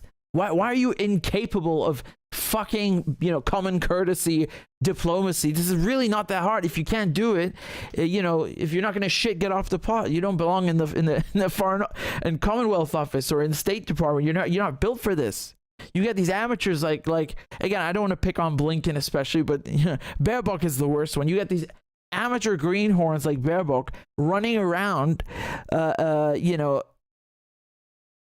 making themselves, pretending that they belong on the same stage as someone like Lavrov. Forget that, he's Russian or what positions he has. That guy's an old school, legit diplomat, right? That guy's the old guard. You can also you have I forgot his name now. The Syrian deputy foreign minister. He was at the UN. He's so brilliant. How could I forget his name? I feel so embarrassed right now. Anyway, my point is that you have a different class of people in this business. Annalena Baerbock is not one of them. Secretary Blinken, sorry man, I know you speak French. So what? So do I. That doesn't make you diplomat. These people are amateurs. They're not interested in peace. All they know is war. Oh, we have to posture. We are the best, and all this arrogance leads to is more fucking suffering. And I don't know what is going to happen because of this, but I wouldn't be surprised if you see the Arctic. Sorry, this is Stoltenberg yammering on again. But what are they trying to do? Like they're trying to cause more tensions now with Finland and Russia. I would argue that. And you can say this about Ukraine even more. Ukraine is a NATO member in all but name, right? And Stoltenberg has admitted that himself, right? And there are more weapons, Western NATO weapons in Ukraine than in actual NATO member states. What I would say with Finland is that, I'm not saying that they were 100% unfaithful to their supposed neutrality stance. But you have to understand something, man. Western countries are bitches. They're on Uncle Sam's leash. Even the UK, especially the UK, they don't just do things or decide things by themselves. They're poodles, poodles. They follow orders from Foggy Bottom, from Washington, D.C. So the fact that Finland is now officially in NATO, I don't think that changes the security architecture that much. I can guarantee you, though, that statement that they issued about if you move other NATO member troops to our border inside Finland, we will retaliate. That threat is 100% real. Well, it's not a threat; it's more of a warning. Back off. That is 100% real. I can guarantee you that. And the stupidest, most foolish thing you could possibly do now is move American or British or Italian NATO troops into Finland to provoke the Russians, or even just batteries, and basically kind of beefing up the place with new bases, new military installations. This is the worst thing that you can do, and you are provoking the Russians. Why do people not grasp this? How the fuck are you leading defense departments and state departments, and they can't grasp this, man? There comes a time where it's counterproductive. If the nukes start falling, you might not make it to your fancy little bunker, and we're all screwed. We don't have bunkers. This is counterproductive and dangerous. And these diplomats, they're achieving nothing at all. All they know is NATO, and then repeat the same talking points. Anyway, I'm sort of going off on a rant because I'm mad at everybody. But this guy's so funny, man. Kirby is really a true character. He looks like a TV character. Anyway, that's it for me, man. When it comes to Sweden, you know that this is the place for international relations, and I am the one who will keep you up to date on all things foreign policy. And so I can, again, I'm just guessing, but I have a pretty strong feeling that Erdogan is going to allow Sweden to join NATO once he's milked them for every concession that he can fathom. That's it. So expect them to join NATO as well. And don't think that just because NATO has grown that Russia has lost. Who the hell knows what's going to happen?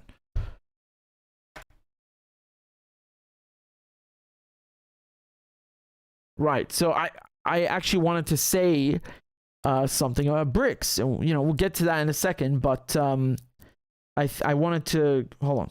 Man, Kirby's so funny, really. Oh, God, this clip from... Oh, I have a very special clip I'm going to show you. I say that about everything, but this one is really special. Just wait a second. I just wanted to make sure that somebody sent a donation. I just wanted to read it out if it was a question or something. This is from Lana Michi, and they said, notice Sana Marine ratings were so low because she brought them to NATO, because no one cares about their people, only U.S. military-industrial complex. That's the thing. They try to brainwash you when you read the paper into thinking that everybody wanted this. They say, like, the day that Russia invaded Ukraine, popularity and support for NATO membership shot up like a goddamn rocket. Is that true? Is that really true? Do people, like, let's say it is true.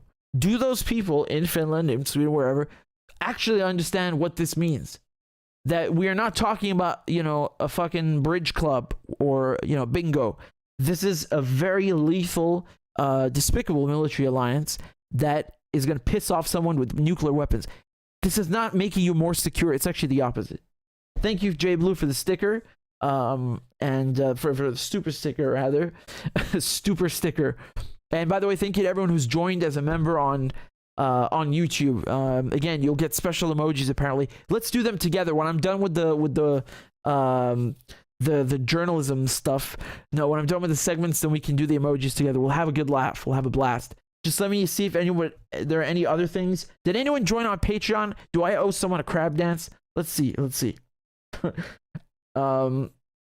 We have, oh shit, look how many people joined today. We got Delma, we got Susanna, we got Lola, Robert, and Natalia. Guys, bless you.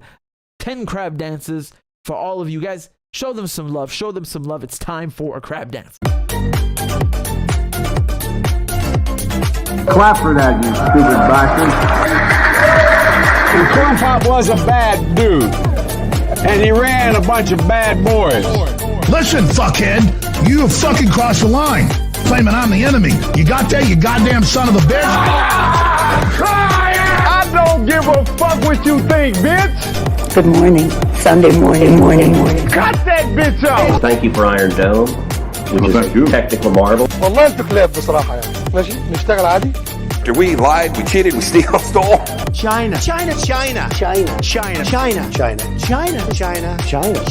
And you ain't black. There's always the macro and then there's the micro.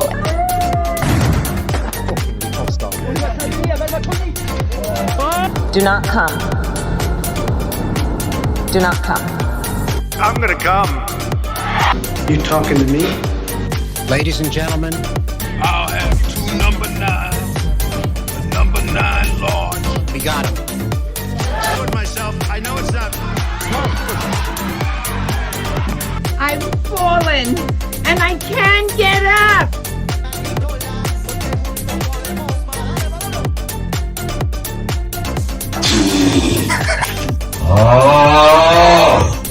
Disgusting! Why you texting? Why?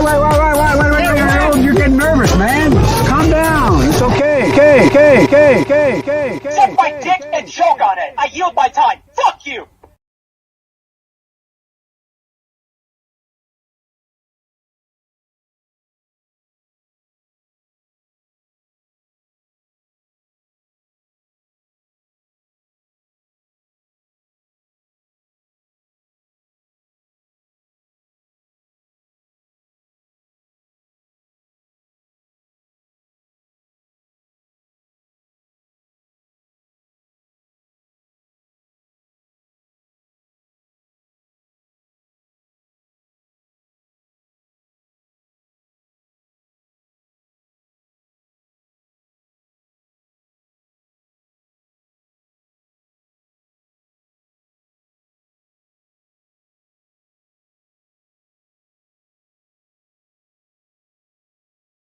Did? God damn it. Now I look like Kirby. I'm sorry, man. No, I just wanted to say that the crab dance is our way of celebrating when somebody joins on Patreon. I don't care if it's $1 a month or, you know, tree fitty. But thank you guys very much, and all of you whose names I read out, and I'm trying to find the page again so I can read them again. But yeah, I really appreciate it. It still says 678 on Patreon. I don't understand why. It should be more now, but yeah. Thank you, Natalia. Thank you, Robert. Thank you, Lola. Thank you, Susanna. Thank you, Delma, and everybody who's supporting the show, whether it's a one-time donation or otherwise.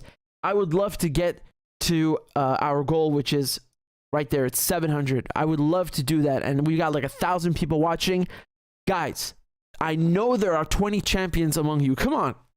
Let's go. I'm not going to stop this live stream until we hit the 700. I don't care if we stream 8 hours. Bitch, I've done that before. Do not even dare me. Do not even test me. That is easy. That's 10 hours is easy on on an easy day. Let me just go back to China, Brazil, and this, really crazy news about how they're going to conduct their trade, because when I saw this, I was like, You see, that's the thing. The war in Ukraine is horrific, but the shock waves from it, the ripple effects from it, are causing really significant changes in how trade and commerce are conducted on this planet, and the currencies in which they are denominated in. Meaning, what I'm saying is, it's shifting away from the dollar. That it is absolutely insane, and this thing is gonna make you laugh. And maybe make you smile. Give me a second to load it up, and we'll start it right away. And thank you again to everybody who's supporting the show. We have there's a donation from JF. Thank you very much, JF. I appreciate the super sticker. Give me 1 second. Oh, Nurwista says, did he report about Tatarsky yet? I missed the beginning. Yes, I did. I did it the first one. For some reason, when I enable the DVR, the stream starts lagging. So out of habit, I just keep it off because I don't want to risk that.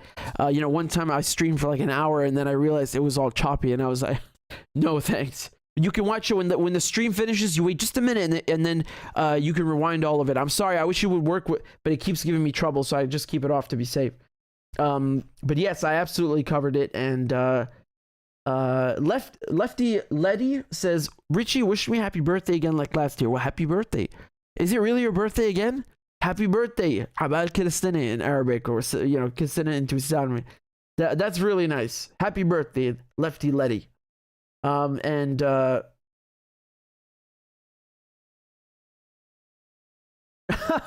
Screw Google. By the way, I recognize your name and avatar, so it's good to see you again. Screw Google is saying, I remember that night, or day/night, which is accurate, because people went to bed and then they woke up and jumped back on YouTube asking if this was still the same stream. Fucking legend, bro. Well, thank you. I'm glad somebody appreciates my exploits of 10-hour streams. I mean, I didn't do it on purpose. It's not like, oh, let's set a record or something. It's just we got shit to discuss, man. We could be here for 240 hours and we wouldn't finish. But thank you. I appreciate that. Samaris says, Richard, marry me. That is the most informal proposal. You'll have to do better than that. Let me talk to you about China, Brazil. All right, let's go. Give me 1 second. What up? This is explosive news. I mean, truly. China and Brazil have decided that they will conduct trade with one another in currencies other than what? The US dollar. As a matter of fact, they're going to do it in their own currency. Look at this. China-Brazil strike deal to ditch the dollar for trade. I mean, this is so significant. Remember, these are two BRICS countries. BRICS, Brazil, Russia, India, China, and South Africa. Okay? These are not like, it's not small fries. These are the future giants, the up-and-coming giants. So China and Brazil have reached a deal to trade in their own currencies, ditching the US dollar as an intermediary, the Brazilian government announced on Wednesday. The deal, Beijing's latest salvo against the almighty greenback, the greenback is the dollar, it's just another name for it, will enable China, the top rival to US economic hegemony, and Brazil, the biggest economy in Latin America, to conduct their massive trade and financial transactions directly, exchanging yuan for reais and vice versa instead of going through the US dollar. You'd love to see it. Don't you just love to see it? I could sit here all day and just stare with joy at this paragraph. Don't you love to see it, man? This is the fucking future right here, man. This is what is happening. This is what I've been talking about. And the whole process of switching to an alternate financial system, alternate currencies, alternate, entire economic realities has been accelerated. The war in Ukraine, I mean, I wish it had never happened, and it didn't have to happen. It could have been solved with diplomacy. It still can be solved with diplomacy. But it has had a massive, massive ripple effect. And this is one of those consequences, one of those major consequences, right? That the US dollar is being phased out. So I'm going to show you a clip in a second that is going to make you laugh so hard. I mean, we're going to watch it 10 times. So just continuing here, quote, the expectation is that this will reduce costs, promote even greater bilateral trade, and facilitate investment. The Brazilian Trade and Investment Promotion Agency said that obviously, of course, it's going to reduce costs naturally. China is Brazil's biggest trading partner. You could probably pick any country on a map, and very likely their largest trading partner is China. And just as a very tiny side note, Australia too. And so it's so sick watching the United States poison Australia against China, their largest trading partner. I mean, that scares me. That's another big war that's coming, I fear. Just going back here, China is Brazil's biggest trading partner with a record 150 billion US. Well, look, they're putting here in US dollars, but very soon maybe they won't, according to what's happening. $150 billion in bilateral trade last year. Okay, so this is not, again, small fries.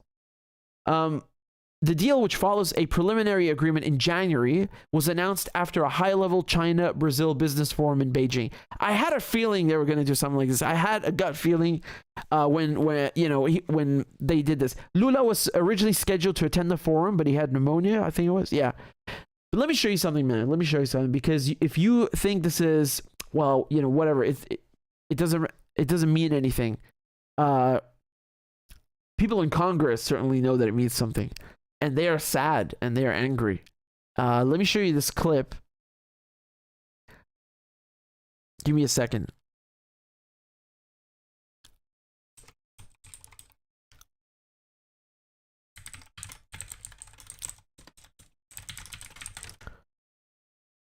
Right. Here we go. I don't know if we're going to watch the whole thing. I certainly don't want to, but let's see. I know which part I wanted to show you. The guy's he's crying, so he is crying, tearing his hair out at this prospect. Look at this. Marco Rubio.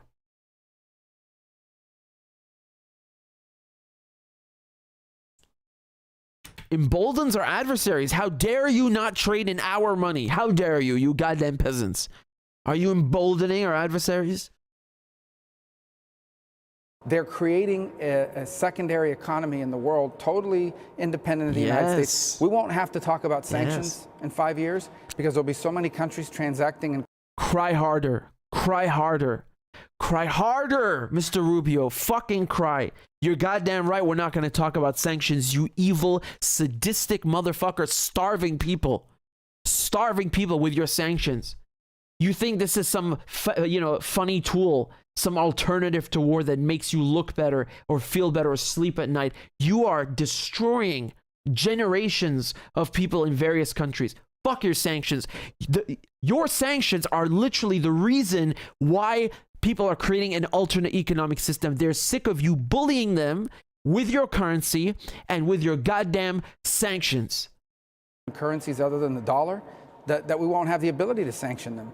As we are sitting here, focused on some of these nuttiness that's going on, people that are basically dedicating their lives in this country to ensuring that it is legal to mutilate children, to do drag shows in schools. They dedicate their lives to this. China, and we have Brazil? another superpower that basically wants to become the world's dominant power at our expense. And these people don't want to focus on it. No. China is not seeking to become the dominant power. You view it like that because you have an inferiority complex. That's what it is. Not him. I'm not. Maybe some people would say I'm not trying to pick on Rubio. I'm saying that the United States feels insecure, and a lot of its political class feels that China is a threat. They call it a threat. Why is it a threat? Why can't you engage with the Chinese on a level of mutual respect? No, this is what's so funny, man. The Belt and Road Initiative, the New Silk Road, it's not an anti-America thing. America's welcome to join. The United States, Great Britain are welcome to join. They just don't want to because they want to control the monetary system and the financial system. That's what it's about. No one is excluding Britain. No one's excluding the West, the us Anglo-Saxons. We are more than welcome to join the Chinese and the Brazilians and have a nice multipolar world. But we have people in Congress, right where Mr. Rubio is standing, who hate that idea because they want to stay in control. We had some person on The View yesterday say that our criminal justice system is no better than what China is doing with its genocide of Uyghur Muslims. So we better wake up. Okay, I don't know what this, again, has to do with alternate currencies, but since when do you care about Muslims? The building that you're fucking standing in has sanctioned the genocide. I mean, you could call it a genocide. You really could, given the numbers of Arabs and Muslims. Man, come on. Who are you kidding? You care about Muslims now? Get out of here. I don't believe that. Or we're going to live in a very different world than the one we've been used to, and it's going to happen. Let me play this clip again. Cut a trade deal with China. They're going to, from now on, do trade in their own currencies, get right around the dollar. They're creating a secondary economy in the world, totally independent of the United States. We won't have to talk about sanctions in 5 years because there'll be so many countries transacting in currencies other than the dollar that we won't have the ability to sanction them. As we are sitting here, focused on some of. God willing. God willing. This nuttiness that's going on. People that are basically dedicating their lives in this country to ensuring that it is legal to mutilate children, to do drag shows in schools. They dedicate their lives to this, and we have another superpower that basically wants to become the world's dominant power at our expense. And these people don't want to focus on it. You know, we had some person on The View yesterday say that our criminal justice system is no better than what China is doing with its genocide of Uyghur Muslims. Oh, will you stop it? The United States has the largest prison population on Earth. On Earth, the United States, it has more people in prison than anyone. How is that better than like, how dare you speak about anyone else? It really hurts, man. I've heard so many sad stories, you know, of people who've been in prison and what they've experienced. It's horrific. It is horrific and unfair. Joe Biden is an architect of this system, by the way. And why? So they can make money. I don't know what they do in China, but do they make money off of prisons? They basically create a judiciary that is designed to send people to prison so the owners of the prisons can make money. Does that system exist anywhere outside the United States? That is sick. And I'm not trying to, you know, pile on the US, but he just made a comparison to China, and I'm saying that they don't have a system like that. And you know, the West has no right to pretend to care about Muslims after 20 years of war on terror. It just doesn't add up. But let's not let Marco Rubio distract us. Let us revel in the prospect of alternate currencies. And I want to be very clear. No one is saying like, oh, the dollar should crash and America should suffer. No, just other people want to stop suffering. You understand what this is about? He talks about sanctions like it's a good thing. I can't believe he just stands there with such, you know, it's like he has no empathy. He's so cold and callous about it. Just like, yeah, we won't be able to sanction people. Like it's like it's a root canal or some kind of normal procedure. Listen to yourself, man. Listen to yourself. You're hurting millions of people. This is not okay. That's why they wanted an alternate system. Here, I want to show you some stuff I found. This is, I don't know, I forget who posted this, but are we approaching the end of US dollar hegemony? China and Brazil, as we are discussing, have struck a deal to ditch the dollar for trade. France completes its first yuan settled liquefied natural gas trade with China. I bet they didn't like that initially. Russia is ready to switch to renminbi in foreign trade. And remember, China is actually paying the Russians, I think, in... I don't remember if it was renminbi or if it was rubles. Either way, you get the point. It was for the gas, recent gas deal in January. And Saudi Arabia considers accepting renminbi for Chinese oil sales, which we've talked about.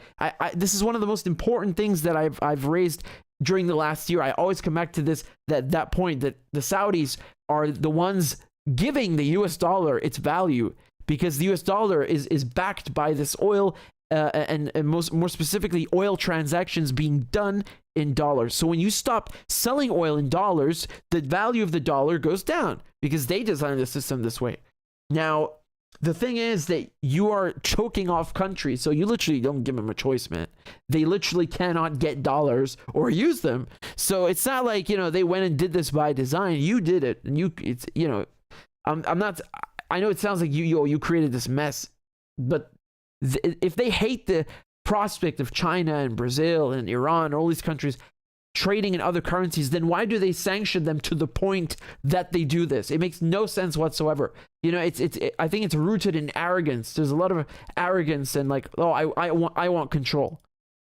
Here's a meme I found on Twitter. You got Modi, Putin, and Xi laughing, you know, at the grave of the US dollar. Let me show you this clip. What was this again? I forget which part we wanted to watch here, but let's have a little watch anyway. Hold on. Okay, they don't want to play. I don't know if Fox News is not playing nice today. Anyway, Marco Rubio is an interesting type, you know. I think he was one of the people who was like concerned about Christians in Iraq and Syria, and then, you know, they turn around and say, yes, we should get rid of Assad. We should, you know, allow all of these extremists to take hold. I mean, the hypocrisy, man, it hurts. It's so blistering and blinding. But I'm gonna, I just want to say one more thing. Argentina and Brazil also struck a deal a few months ago to trade in their own currencies. You are gonna see more and more and more of this stuff, and it's accelerating like a goddamn snowball. Has it not? Has it not? Did I not sit here a year ago and tell you what is gonna happen? Did I not tell you that this is significant? That they are trading in different currencies? Huh? That Russia actually has other markets to explore, people who want to buy the oil and they don't care that it's not in dollars. There's literally an entire world of possibilities that we haven't even seen or thought of yet in this new multipolar world that are going to come like a freight train. Every single day, it's getting faster and faster. And in the end, who's going to, be left out? It's the West, and of their own device, unfortunately, a making of their own device. And when I say their own device, these politicians, not the people. People don't want to be left out and isolated and, I think most people, if they knew what their governments are doing with these sanctions, they would be outraged and they would be sick to their stomachs if they actually knew. But the media want to make sure that you don't know. So that's where I come in, and I tell people what sanctions do. And Marco Rubio should not be, whining that people are escaping from them. They have more than enough reason to. This won't be the last you hear of China and Brazil and the BRICS devising their own systems. Remember, just off of the top of my head, Russia linked its Mir card to China's Union Pay, and then Venezuela and Iran were like, hey, we want in. And Turkey, who has to walk a fine line between West and East, trying not to piss off NATO and the United States and also not upset Russia. Erdogan does more or less a good job of that, actually. And it's not easy, I imagine. But Turkey refused to sanction Russia. This is what I'm trying to say. And not only that, they actually expanded the possibility for Russian tourists to come into Turkey and use their Mir payment system, because if you're a Russian and you have a Visa or a MasterCard, you can still use it inside Russia even today. But once you step outside Russia, it's not going to work. You are isolated and locked out. And so people are taking their Mir, and Turkey's like, you know what? We're going to expand the infrastructure so you can use your Mir card everywhere, right? And you're going to see more of these things. It's bit by bit, and it becomes a snowball. And this was a big one. Wow. So now we get to this funny clip that I wanted to show you. And some of you might have seen it. It was posted on In Context, which is my page. It's my outlet. So you guys should definitely go and follow it.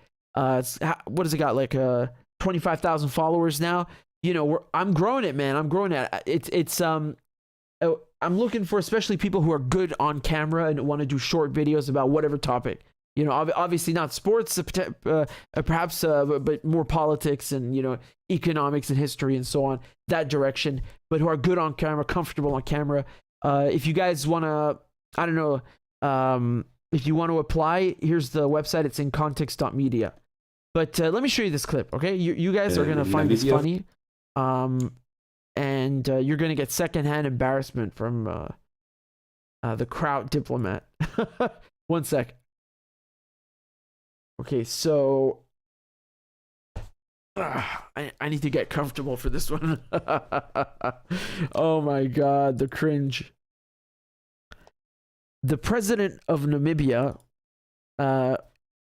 just watch this and then we'll comment. It's unbelievable. Whereas in Namibia, for example, the number of Chinese people living here in the meantime is 4 times as much as, for example, the German community. And it's not precisely the same what takes place all over the world. There are differences. And what I'm... Mr. Speaker, what is your problem with that? Why does it become your problem? It looks like it's a more European problem than our problem. You are so sorry for us. I don't see... Chinese will never come and play around here. As Germans not allowed to do that. Which Germans are doing, by the way. You talk about Chinese. We allow Germans to come offer visas here. Red carpet. Our people are harassed in Germany. Even diplomatic passport holders. In Germany. And you come in here, Germans come in here as they want. So why Chinese talk about Germans? How you are treating us there? Chinese don't treat us like that. Diplomatic passport, we will handle our own country. Don't be sorry for us. Absolutely, yeah. Yeah. Every time Westerner comes, it's about Chinese. He said Westerners come. Every time Westerners come, it's about Chinese. That's what he said. Westerner comes, it's about Chinese. Yep. Oh my, I'm speechless. He handled that masterfully. Like that, this was by definition a masterclass of how to shut someone up. And you have to understand something. This is the president of Namibia, and Namibia used to be a German colony. You got this German politician who's not even in the same league as a head of state, right? I think he used to be the German foreign minister. He also had some high-level positions in the German government and then EU. But he's never been a head of state. And he certainly wasn't a head of state in that video when he's just like speaking like that in Namibia to the Namibian president as a German and lecturing him. The audacity, the goddamn nerve. I mean, he must have thought he walked into a time machine and he's, 100 years earlier. He thought it's still a German colony, right? He's going to complain. Oh, there's too many Chinese. What's your problem with Chinese? You saw what he told them? The Chinese treat Namibians with respect. And in Germany, even a diplomat is harassed. And diplomats are offered special protections. You can't bully them, and that's why the Vienna Convention was created. So he's saying even the diplomatic passport holders, you don't respect us, and we are officials, foreign dignitaries sent on a diplomatic mission, and you don't respect us in your country. The Chinese don't treat us that way. But let me get at the bigger point. You know why he's complaining about the Chinese? This crowd, the West, The West is so envious, and they're dying inside at the idea and at the prospect of China coming in and forging nice relations with Africa. Because the European mentality is we're going to fuck Africa, we're going to plunder Africa, we're going to rape Africa, enslave Africa. The Chinese don't have this sick, disgusting mentality when they deal with other people, and certainly not in Africa. You see? That's the arrogance, the colonial arrogance that this guy is showing in this video. Like he got, dude, he knows he's being recorded. Like even if he had some kind of legitimate grievance, why the fuck are you lecturing the president on tape? You know you're being recorded. If you had a legitimate grievance, you'd say it in private afterwards behind closed doors.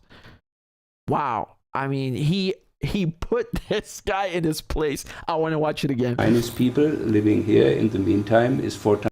Whereas in Namibia, for example, the number of Chinese people living here in the meantime is 4 times as much as, for example, the German community.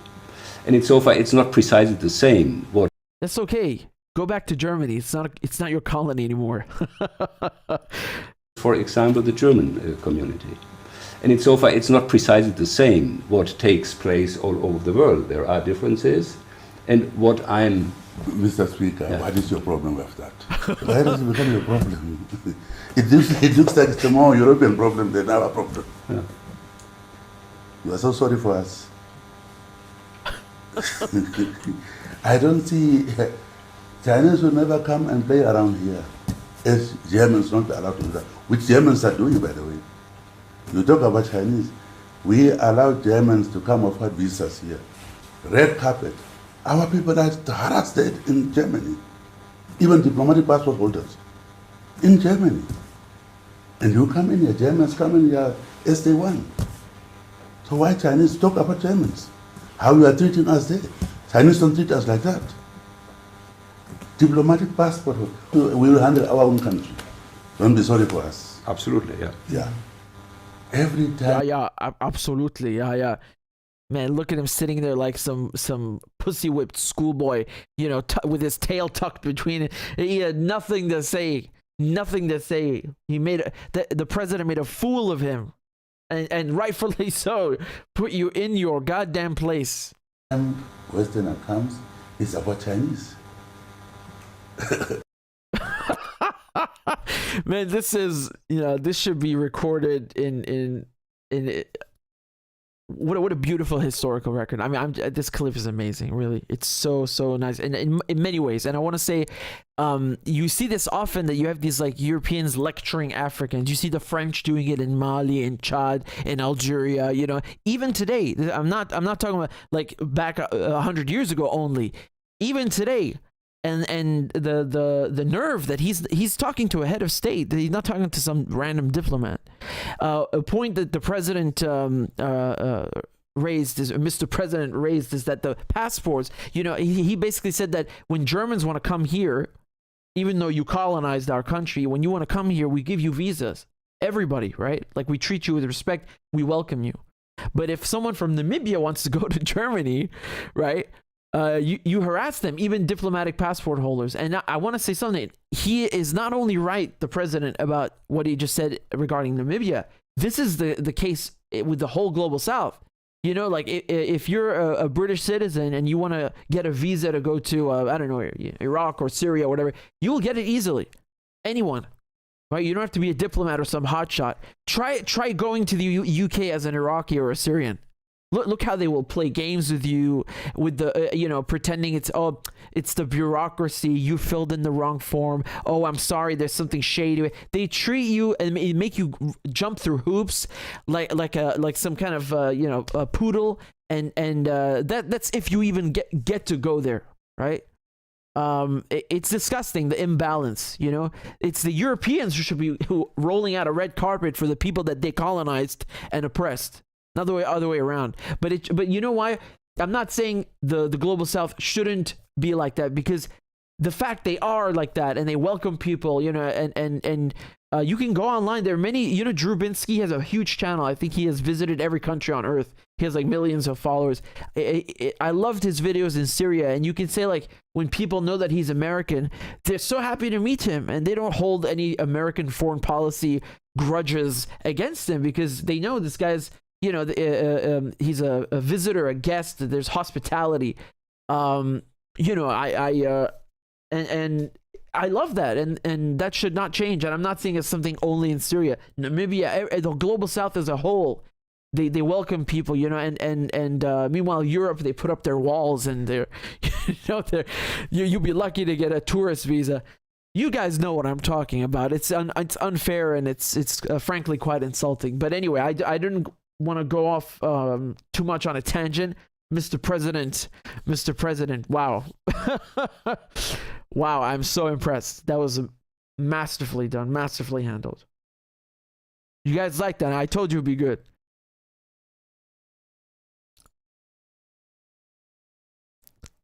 Let me see what else we've got over here, my friends. Yeah, we have wow. I mean, this thing with the ICC is pretty crazy, and let's do it. Let's do it. I just wanted to check very quickly if I missed any donations or things, because sometimes people are like sending a question and I don't see it until 2 hours later. So I've learned to check them between segments. We've got oh, look at this, man. We got Ilya. I hope I'm saying your name correctly, and Andy, who joined on Patreon. Thank you guys very much. I appreciate you so much. What number are we at?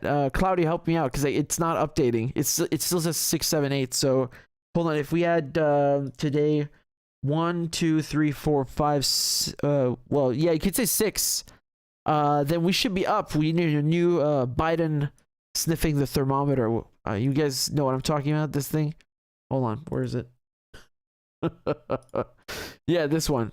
The Biden thermometer. You can see Biden sniffing it like he does with everything. So it should be up now, I think, by 5 or 6. And I thank you guys very much. And again, if you like my work, I don't charge anything. I don't expect anything in return. I'm just saying, if you can, please support the show. I'd really appreciate it. Could be $1 a month, or a one-time donation. I'm grateful for everything, and even sharing the videos, just posting the videos helps the channel. Hitting the like button helps the channel. So I'm very grateful for whatever medium or a fashion of support that you guys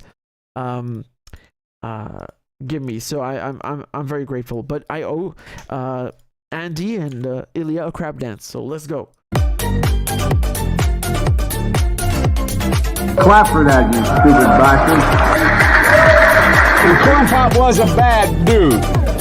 And he ran a bunch of bad boys. Listen, fuckhead, you have fucking crossed the line. Claiming I'm the enemy. You got that, you goddamn son of a bitch? I don't give a fuck what you think, bitch. Good morning. Sunday morning. Cut that bitch off. Thank you for Iron Dome, which is a technical marvel. والله انتوا كلاب بصراحة يعني. ماشي نشتغل عادي. We lied, we cheated, we stole. China. And you ain't black. There's always the macro and then there's the micro.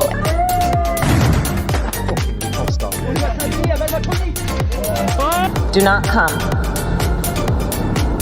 Do not come. I'm gonna come. You talking to me?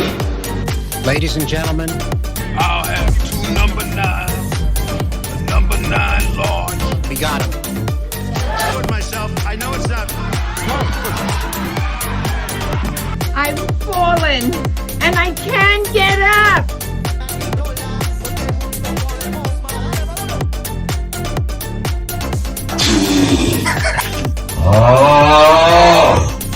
Disgusting! Why you texting? Why? You're getting nervous, man. Calm down. It's okay. Suck my dick and choke on it. I yield my time. Fuck you.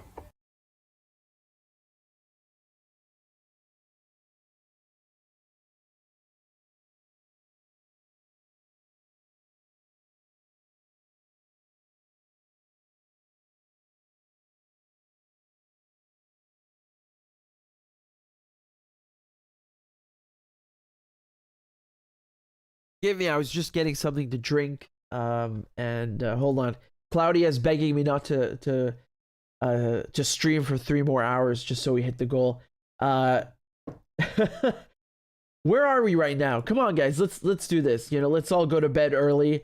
And look at the crab dance in the comment. I love it.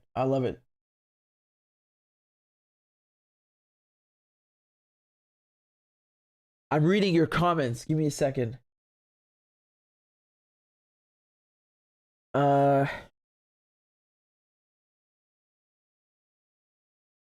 Black in the Empire, thank you for the super chat. Black in the Empire says, I always learn a lot watching your channel. Your perspective is valuable to many. Keep up the good work. I'm humbled by your words. Thank you so much. You know,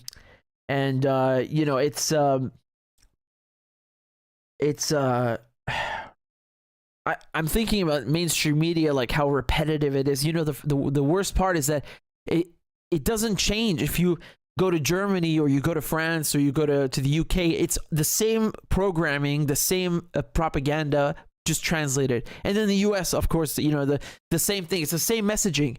There's no actual free press in anywhere.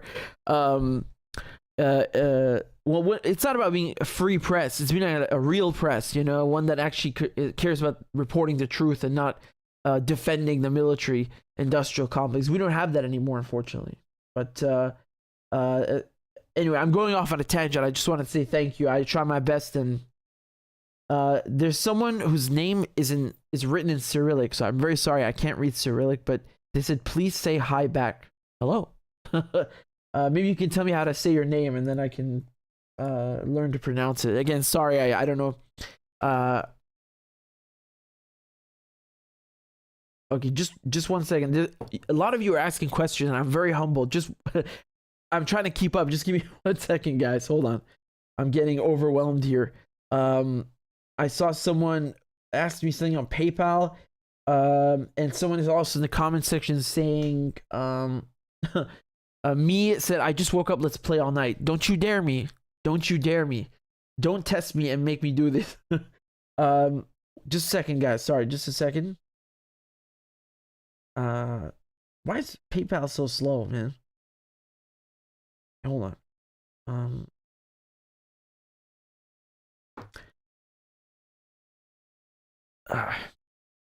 Second. Sorry about that. I look like, you know, like some peasant who is a tech peasant. What is the term again? Someone who doesn't understand technology. But it's actually the opposite. It's like you know, it's just when I'm thinking about the segment I wanted to do now, and I'm trying to read the things at the same time. Sumera says, yes, let's play all night, Richard. I'm not kidding. Don't test me with this. Have mercy on Claudia. She's even telling you, have mercy. Okay, 1 second, and I think I'm almost there. At this rate, we'll be reading one donation per minute.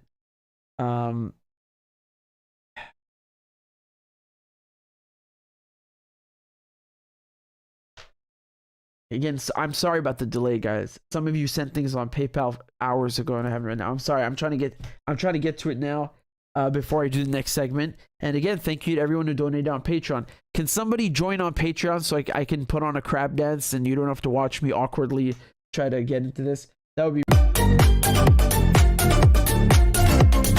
Clap for that, you stupid bastard. And Corn Pop was a bad dude. And he ran a bunch of bad boys. Listen, fuckhead, you have fucking crossed the line. Claiming I'm the enemy. You got that, you goddamn son of a bitch? I don't give a fuck what you think, bitch. Good morning. Sunday morning.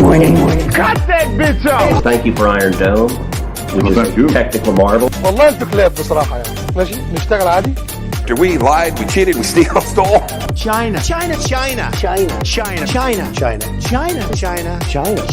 And you ain't black. There's always the macro, and then there's the micro.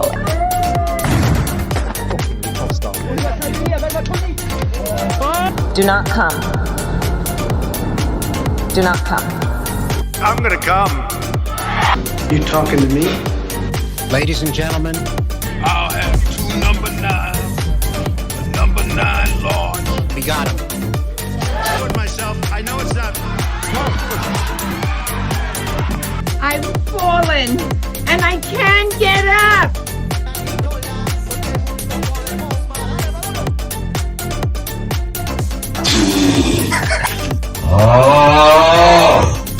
Disgusting! Why you texting? Why? You're getting nervous, man. Calm down. It's okay. Suck my dick and choke on it. I yield my time. Fuck you.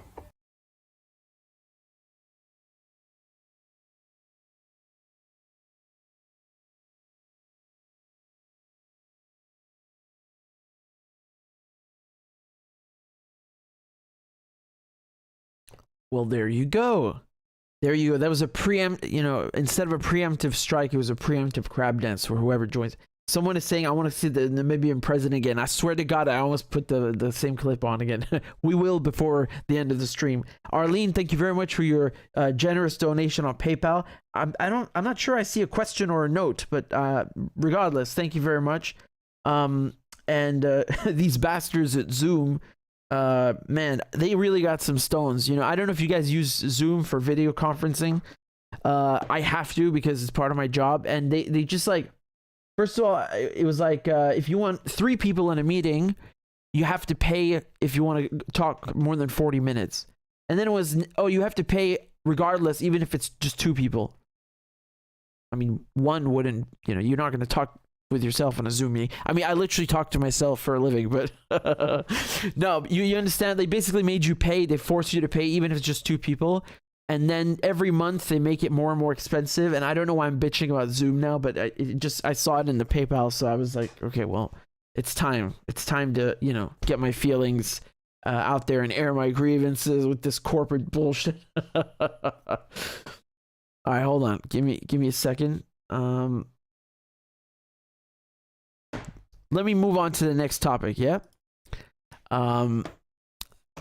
I don't even know what to make of this, so I'm gonna let you guys just, tell me in the comments because, dude, it's like watching a really bad episode of The Twilight Zone. Here we go. I think I might need these. Give me a sec. Okay. The international. Right, this is the one. Okay. Are you guys ready? Are you ready? Maybe some of you are ready. I think most of you are not. Guess what?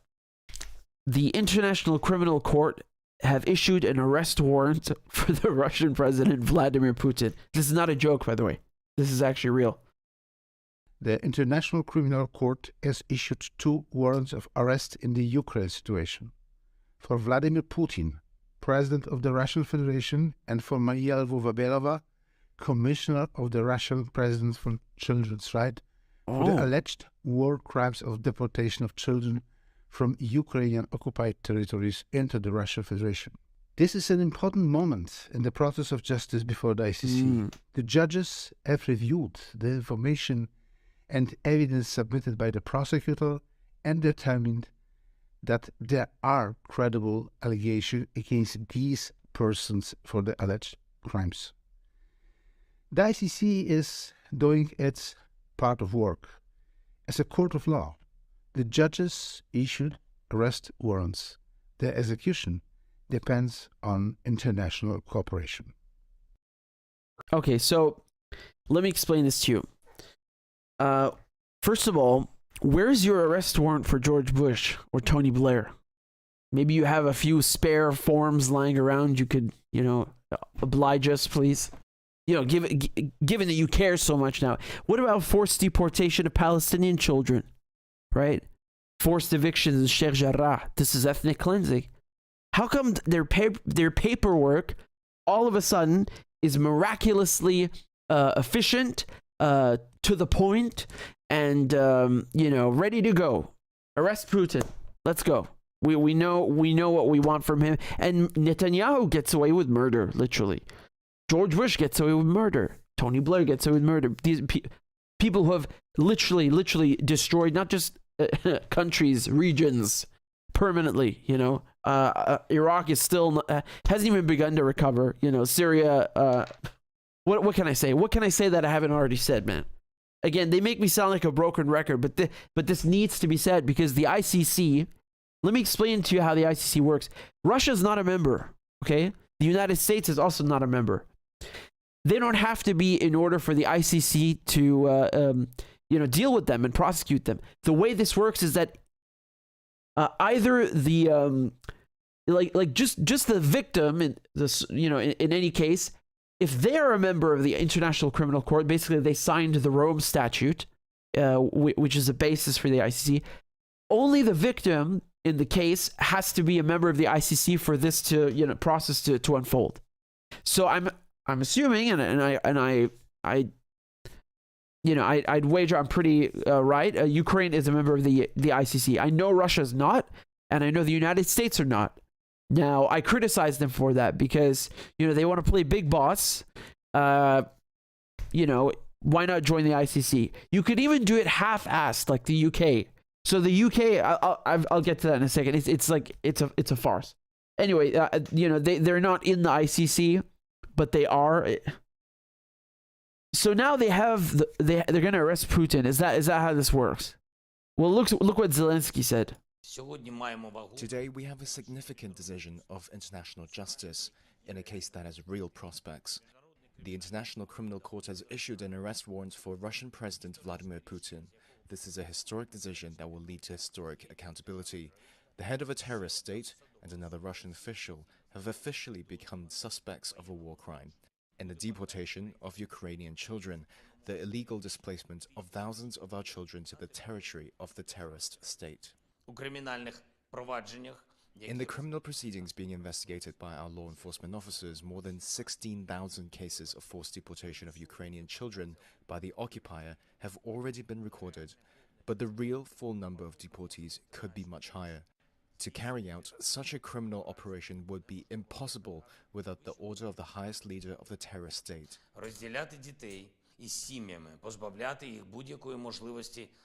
To separate children from their families, to deprive them of any opportunity to contact their relatives, to hide children on the territory of Russia, to disperse them to remote regions, all this is obviously Russian state policy, state decisions, and state evil, which starts exactly with the top official of the state.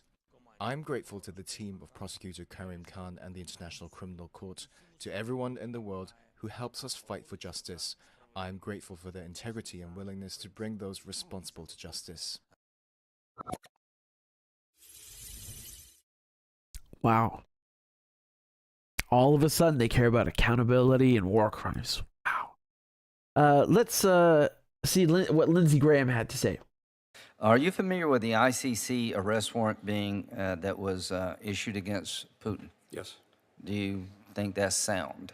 I think we've all seen, Senator, the atrocities and war crimes committed in Ukraine. We believe strongly, as we said from I think the the president said he thought that was a sound approach. There needs to be accountability. Yeah. And the ICC is... Yeah? Really? Why don't you join the ICC then? Why don't you sign the Rome Statute? Do it.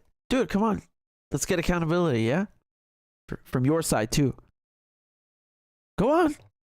What do they want to arrest him for? The focus of the, as I understand it, the focus is on the, in effect, abduction of children from Ukraine, taking them to Russia, giving them to So let's just stop for a second. He's being, there's an arrest warrant for Putin by the ICC for kidnapping children in Ukraine and taking them to Russia. Is that pretty much it, right? Yep. If Putin came to the United States for whatever reason, would we turn him over to the ICC? Well, I can't get ahead of that because obviously I have to look at the laws and rules. As you know, we're not actually a party to the ICC, so I don't want to engage in that hypothetical. But I would encourage you that if he came here, we should turn him over. Now, I don't think he has any plans to travel here soon. Yeah. Well, would you? Why not? The UN is in New York. It's his right to go there as a head of state. You can't kidnap diplomats and heads of state to turn them over to an organization that you're not even a party to. What is this? Encourage our European allies to turn him over. I think that anyone who is a man, what am I saying? The United States are the kings of abductions, kidnappings, forced rendition, you name it, right? Kidnap you, hang you upside down, torture you. A party to the court. And has obligations, should fulfill their obligations. So, just so I get this straight, are they referring to, and this is a legitimate question, are they talking about the refugees? Are they saying that the children who went to Russia fleeing the war were abducted? That's the basis of the whole warrant. All right, let me give you some food for thought then. Right? What about in 1975, the United States removed 30,000 Vietnamese children? Yeah, it's called Operation Baby Lift. Again, this is why you should follow in context. They were never investigated for that. There was no accountability, was there?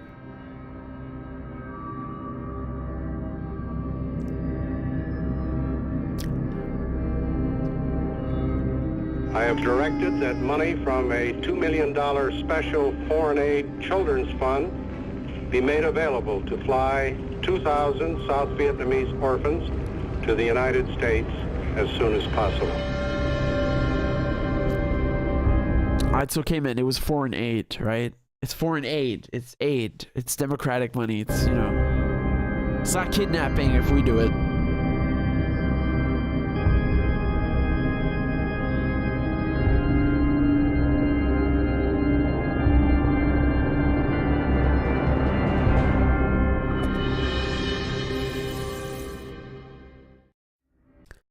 I mean, what can I say, man? This is even on this issue, the hypocrisy is rank. You want to talk about war crimes? The ICC basically spends its time prosecuting African leaders instead of far worse war criminals who are predominantly European and Anglo-Saxon, right? They somehow just always seem to, get away from any sort of accountability. And I was telling you about the United Kingdom. So listen, look at this game that we've concocted. So when the Rome Statute was initially conceived, this is 98, 99, the United Kingdom signed it, okay? And there were basically, I think it was 4 main crimes, genocide, war crimes, and so on, ethnic cleansing. And then they later added a further crime, which was a war of aggression, right? You've heard that term only now when they accuse Russia of that, when they say Russia's war of aggression. And so that is prosecutable, under the ICC. And remember, the ICC doesn't prosecute countries. Its mandate is against individuals, people that participated in or ordered those things. Do you know what the United Kingdom did? The United Kingdom refused to ratify the war of aggression part. So the UK is in the ICC, but won't ratify this. Take a guess why. I wonder why. It wouldn't have anything to do with Tony Blair having started a war of aggression against Iraq. No. The High Court in England decided that Tony Blair could not be prosecuted for war crimes because a war of aggression is not a crime in the United Kingdom. I mean, can you believe this shit? It's supposed to be. If you would ratify the ICC crimes, you would have to integrate it into British common law. But we can't do that because we love starting wars of aggression. God, I don't even know where to begin. And the United States, let's talk about the US and the ICC. Not only is the United States refusing to ratify, sign the Rome Statute. I think it was Bill Clinton, his last day of office, he kind of handed it over, and then it just kept getting passed on, and no one ever did anything about it. So that it's not only the United States refuses to join it.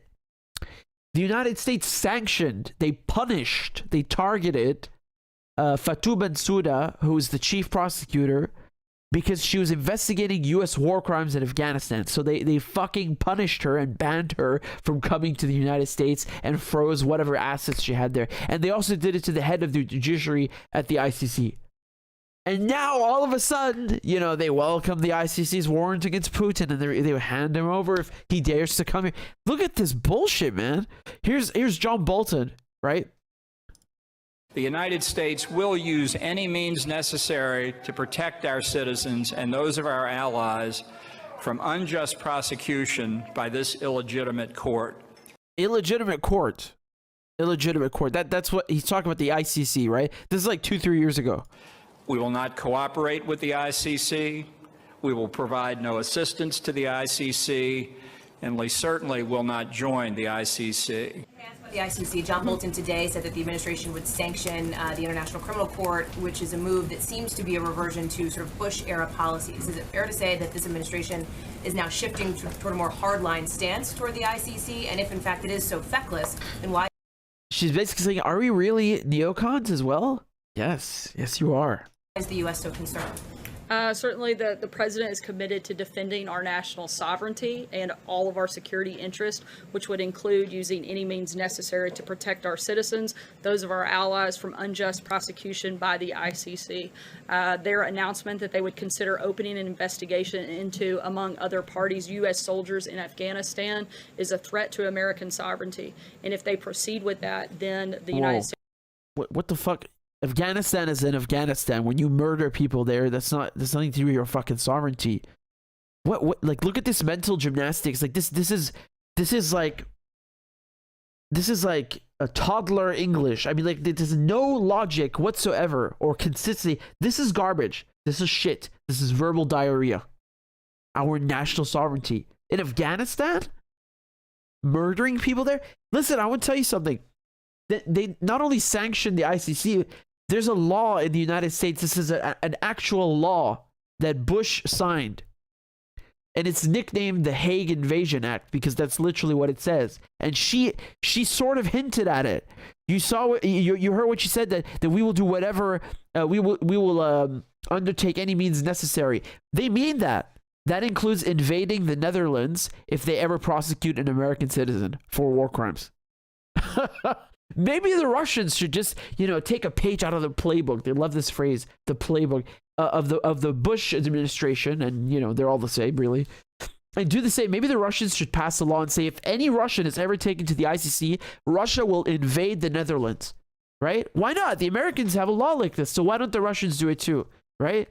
Then we're equal. That what's good for the goose is good for the gander, right? Why not? No, I don't hear anyone complaining about the U.S. one. They're fine with it. all of our security interests, which would include using any means necessary to protect our citizens, those of our allies, from unjust prosecution by the ICC. Their announcement that they would consider opening an investigation into, among other parties, U.S. soldiers in Afghanistan is a threat to American sovereignty. And if they proceed with that, then the United States would consider those options. I mean, you can't make this stuff up, man. You cannot make this stuff up. The audacity, they violate every law and international convention and do whatever they want. The UK, the US, they shit on the UN Charter, on the Geneva Convention, on the Hague Convention, you name it. They violate the Vienna Convention, all of it. You know, they kidnapping Alex Saab. And then have the gall to say, oh, we love the ICC now because they want to arrest Putin. These people are I don't know what to call them. I'm not into name calling. It's just I'm trying to understand what the fuck is going on in this Twilight Zone episode. What is this?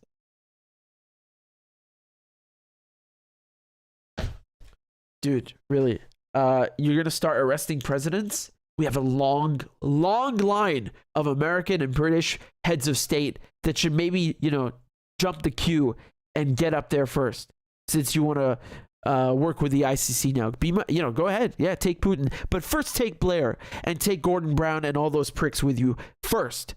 Or else I'm not having it. Or else it's hypocrisy. Sorry, man. It's upsetting because it's upsetting. They murder millions of people and get off scot-free.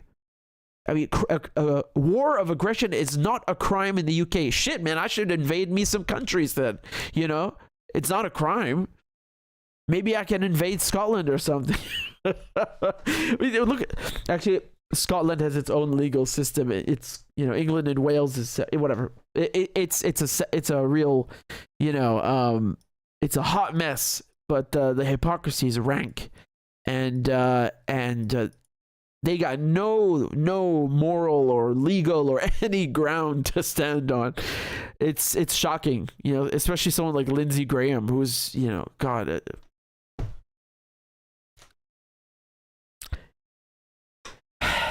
He's like Marco Rubio, right? He was asking about sanctions on Syria, and he's like, "Will there be more?" Mike Pompeo sitting there like a good little boy. Yes, right, there will be. We'll starve all the people we can. All right, there you have it. So Putin has an arrest warrant out for him, and all those people who murdered 1 million Iraqis and invaded Afghanistan for 20 years and raped and pillaged Africa. No mention. The laws don't apply to them. Don't even bother. How quaint, really.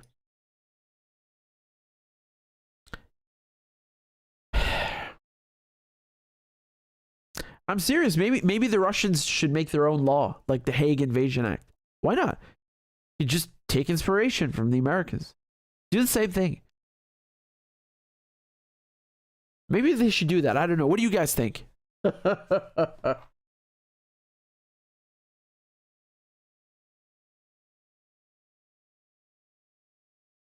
Bargain Ninja says that's rules-based order for you. Thank you. You see, there's wordplay here, because when you listen to that phrase, you would think, well, that sounds like a good thing, like order and rules. And no. This is like their international norms. What the fuck is a norm? There are treaties and conventions and laws. What is a norm? They mean we do what we like, and we do whatever we like, and we disregard the actual conventions and treaties and laws that we signed, and and those that we haven't, we still impose them on people we don't like. Jesus.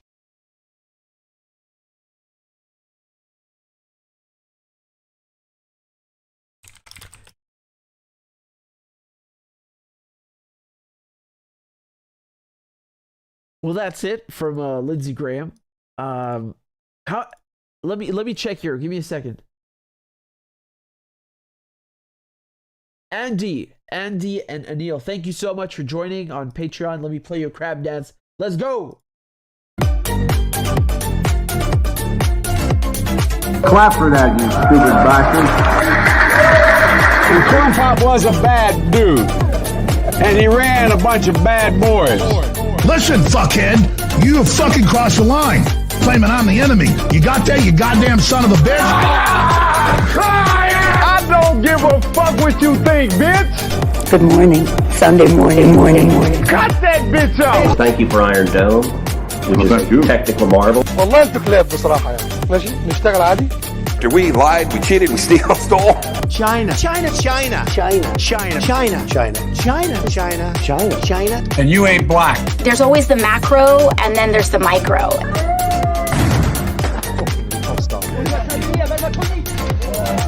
Do not come. Do not come. I'm gonna come. You talking to me? Ladies and gentlemen, I'll have 2 number 9s. Number 9 large. we got him. I myself. I know it's not. I've fallen and I can't get up.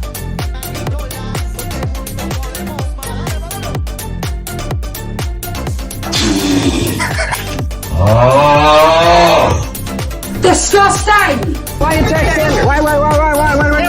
You're getting nervous, man. Calm down. It's okay. Okay. Suck my dick and choke on it. I yield my time. Fuck you.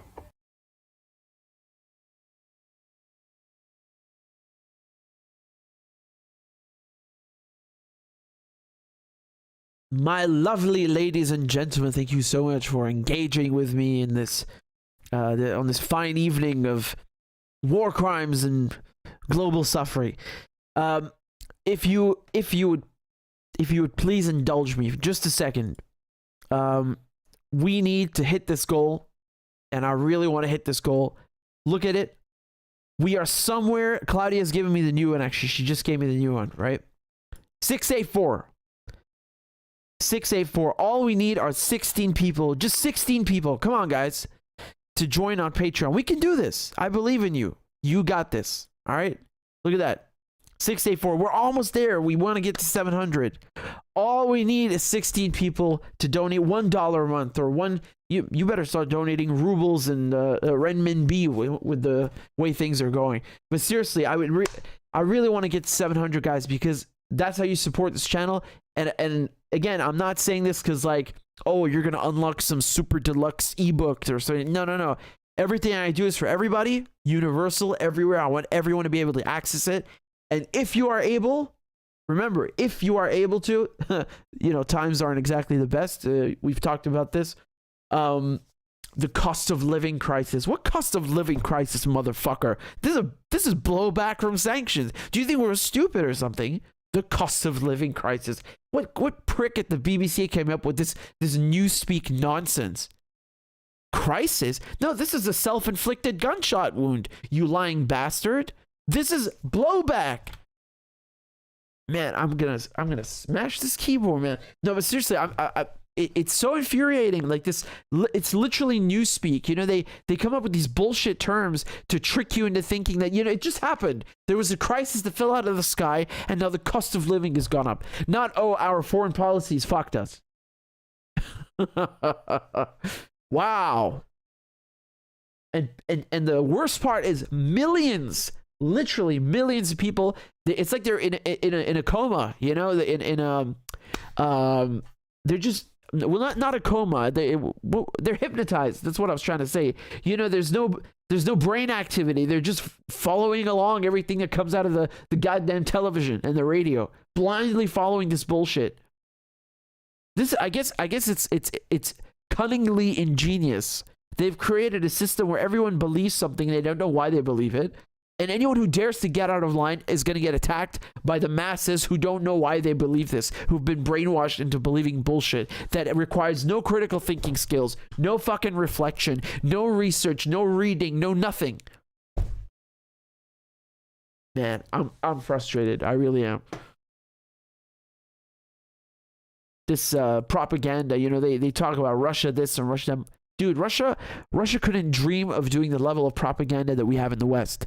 This shit is so intricate and refined. It's like I said, it's disgustingly, cunningly, evil. It's intricate, but in a very nasty way. Not something that should be admired. Anyway, Where are we at now? I'm not leaving anywhere until we hit the goal. I don't care, man. It's up to you guys. I'm gonna sit here. We're gonna get that 700 whether I like it or not. Come on, guys, let's do this. Oh. I'm just reading your messages. You guys might have sent something. I apologize. I didn't see it. So give me a second I'll use this to open up the PayPal because it doesn't give me notifications and give me a second there. Just one moment. God, I sound like some kind of grandpa. Like, oh, just give me a second. Nothing against grandpas, but it's not my time. All right, hold on. We got, I think, a new member on Patreon. Who is this? Oh, and it's still Anil. I love you though. I love you though. It's just I gotta save the crab dances individually. Come on, man. 16 people. I know you got 16 champions there. Claudia, help me out. I beg you.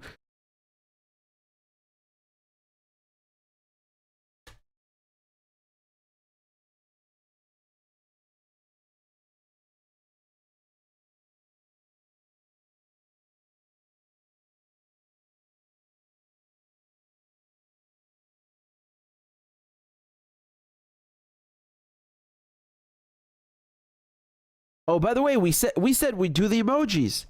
Didn't we say we'd do the emojis for the YouTube membership? Let's do it now. Come on. Let's do it now. So where do we start with this? Okay, I'm gonna do a poll. What GIFs, whatever you want to call it, those animated things, or emojis do you want if you join as a YouTube member? Anything. It can be anything. I will upload it.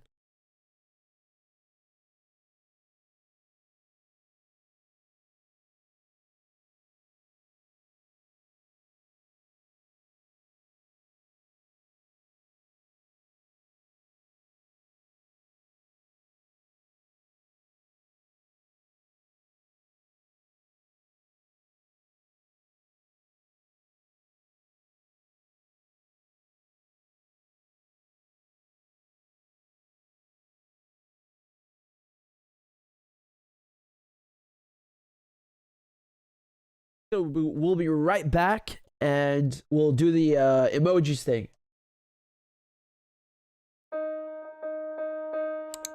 Sweden wanted to join NATO. They broke with their decades-long neutral stance. Turkey was one of the only countries, I think, along with Hungary, that was saying, we're not going to let you in because you need to have consensus, right? You need all the members in NATO to say, okay, you can join. Their bid has kind of been in limbo because Turkey wanted to, extract several concessions. It was very clear that they really want to join NATO in Sweden, and they were doing everything they could to appease the Turks. And then this moron comes in front of the Turkish embassy and burns the Quran. I understand that in their point of view, this is freedom of expression, and you're in Sweden, you can do whatever you like. But you have to remember that if you're trying to get Turkey support, maybe you wait until after you've gotten it. I mean, this is just dumb from a diplomatic level. They're doing everything to appease Turkey, and then because of one idiot, they let this go to waste. The Germans and the Americans have decided that it would be a good idea to send Ukraine tanks. German tanks against the Russian. Man, I'm perplexed by this. What do they think is going to happen? Because even if you can train the Ukrainian crews who are used to Soviet tanks to operate British tanks, and then you got to train them to operate German tanks, and then you got to train them to operate American tanks, and that's if they can even maintain the logistical supply line to work with these tanks, to keep them running. What kind of door are you opening now for the Russians to do? I mean, this is very clearly escalation. While Germany and the US are saying, yeah, we're going to give Ukraine tanks, the doomsday clock has been moved to 90 seconds to midnight. So this is basically, it's a measurement of how close we are to the end of the world, to the apocalypse, to annihilating the planet with nuclear weapons, right? And this is the closest it's ever been to midnight, okay? Midnight representing the end. Ukraine's most senior military commander has said that his forces need about 300 Western tanks. Over the last year, NATO allies in Eastern Europe supplied Ukraine with Soviet-era and Russian-made tanks that have been ground down or destroyed in constant fighting. Soviet era and Russian-made tanks. Now, Ukraine, having been a Soviet satellite state and part of the Soviet Union, it was part of Russia, you know, all of its military personnel being trained on Russian tanks. What do you think they're going to do with American tanks or German tanks, which they are not trained to operate? The Ukrainians know how to operate Russian tanks. That's all they know how to operate. The Ukrainians only use Soviet stuff, right? Until the last couple of years and until now. You know, this is the first major influx of NATO weapons. And again, NATO's been training Ukrainian forces, but Challenger tanks, this is brand new. If they can't even use the tanks that they're trained to use, what makes you so confident they're going to know how to use a Leopard 2 or an M1A2 or a Challenger 2? Man, people train on those things for fucking months and years. Both of these home secretaries, okay, Suella Braverman and Priti Patel, both their parents came to the United Kingdom, and under their own laws as home secretary, they themselves would not have been able to come to the UK, to be born in the UK, and to have a life there. So, like, the hypocrisy is so disgusting, you know, like, I got what I wanted, I'm okay, I'm secure, I can live in the UK, I'm the home secretary now I'm gonna shut the gates. Now I'm going to screw people that have literally nothing, that are so desperate they're, you know, risking drowning in the Channel or the Mediterranean Sea. People have to resort to risking drowning. They have to resort to, you know, hiding in trucks or swimming across the Channel, if everyone's ever done that, you know, crossing the Channel because of her policies, because she forces people into doing that, right? So you literally have no choice. You have to be in the UK to begin the application. What are people supposed to do? Just teleport, you know, for 5 minutes, write down the form and just get out of the UK? This is ridiculous. She's a liar, just like the one, you know, her predecessor, Priti Patel. Why is Germany reluctant to give the Ukrainians tanks? That's a really tough one. I wonder why. Germany has long refused to send its most potent weapons to countries in conflict, a byproduct of its legacy of starting World War II and World War I. That's horse manure, because Germany does send weapons to countries in war. You know, Saudi Arabia is one of them. So to get around this, the trick that they use is they don't sell the tanks and you know, the ordnance directly to Saudi Arabia. They move it to Italy, and then from Italy they sell it to the Saudis. So they basically just insert a middleman, and that's how they get around this very, you know, honorable principle of theirs, which they never abide by. You know, if you go and you look up the Yemen war, I mean, you're going to see weapons from fucking everywhere. You know, the Canadians have been selling weapons and making money. Britain, the US, Australia, everyone. And the Germans are no exception. So I mean, the idea is true, but they fucking send weapons. They goddamn do. They do. Do you see how they move like snakes? Do you see how they move like snakes? They get the media to whisper in your ear, "Oh, don't go on strike. No, don't strike. It'll cripple the economy." Oh. No, it's not, you know, like giving the army 800 billion to fucking bomb, you know, 20 countries. That's okay. That money. All right, we're back, baby. Let's take a look at what we have and try to do those emojis or whatever the hell you guys want. I had a couple of ideas.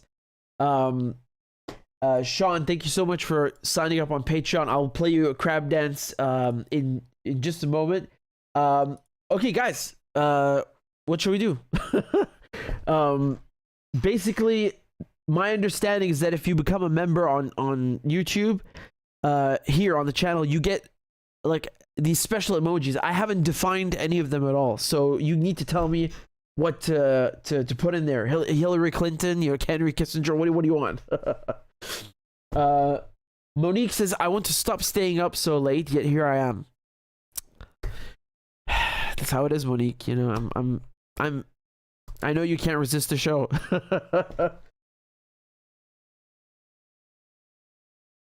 Richard says, hey, fellow dick. Says, what about a gif or gif of the French guy smoking in the middle of the riot? Which one was this again? Maybe I probably seen it, but I don't remember. Miguel says, our memberships new. Yes, I actually quote unquote unlocked them recently, and I just enabled it. It's kind of like Patreon, basically. Ahmad says Al-Aqsa is under attack again in the middle of the night. They don't rest, man. Like, seriously. Thank you, Monique. I appreciate that. Comet says it's only 11 a.m. in Australia. How many time zones do you have again? Isn't it like 3 or 4?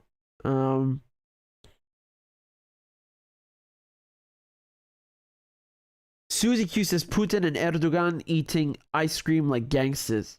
Well, hold on a second. I don't know how big these things are. We legitimately need to investigate. Lana is using something. Where do you get that sticker?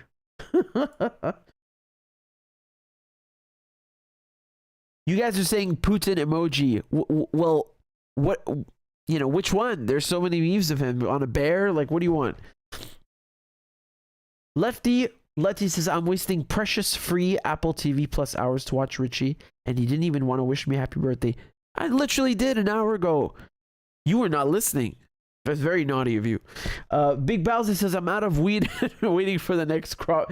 Okay, well, Omar says, what happened to Trump? You mean with this indictment, or God, what was it again? I'm not following that, so please don't get me started yet. But I'll cover it for you during the next one. What do you mean Trump got arrested? What? Are you serious? I know they've started a case against him, but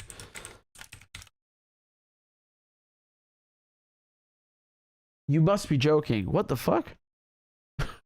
What? Really? Wow. I didn't know this because I was focusing on the foreign policy. Wow. He actually got arrested. What's going on? Because I'm not familiar with the case. That's the thing. Okay, Claudia is also giving say she will help with the stickers. That's good. Let's put something on. Hold on. With Trump. What is this?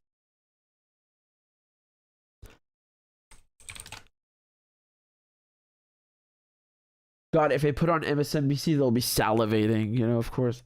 Well, let's see what's going on.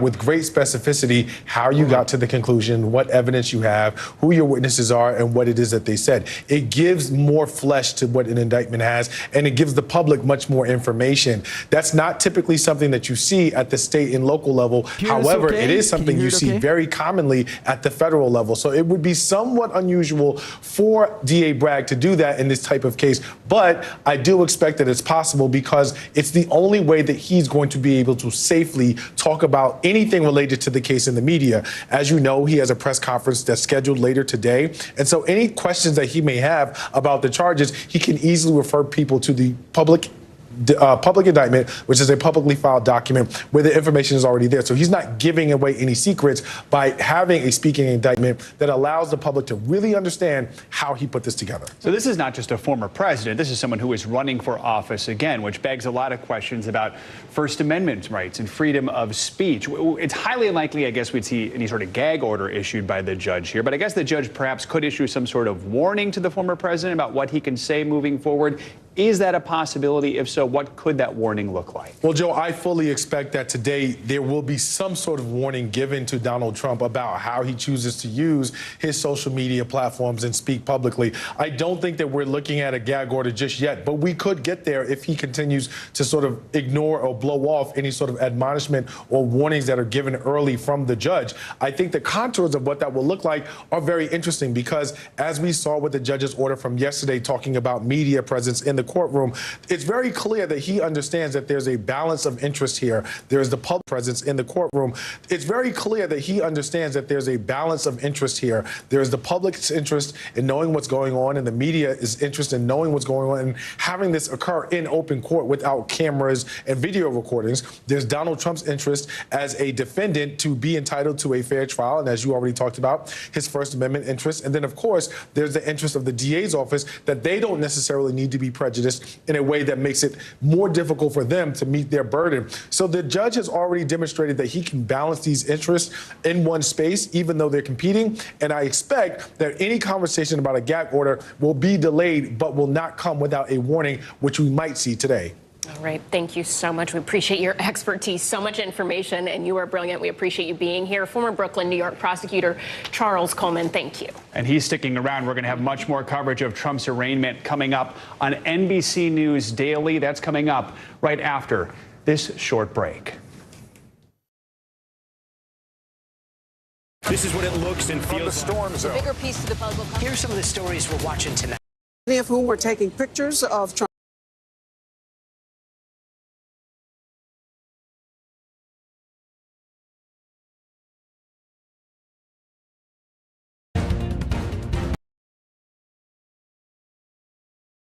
YPD to make sure everything runs.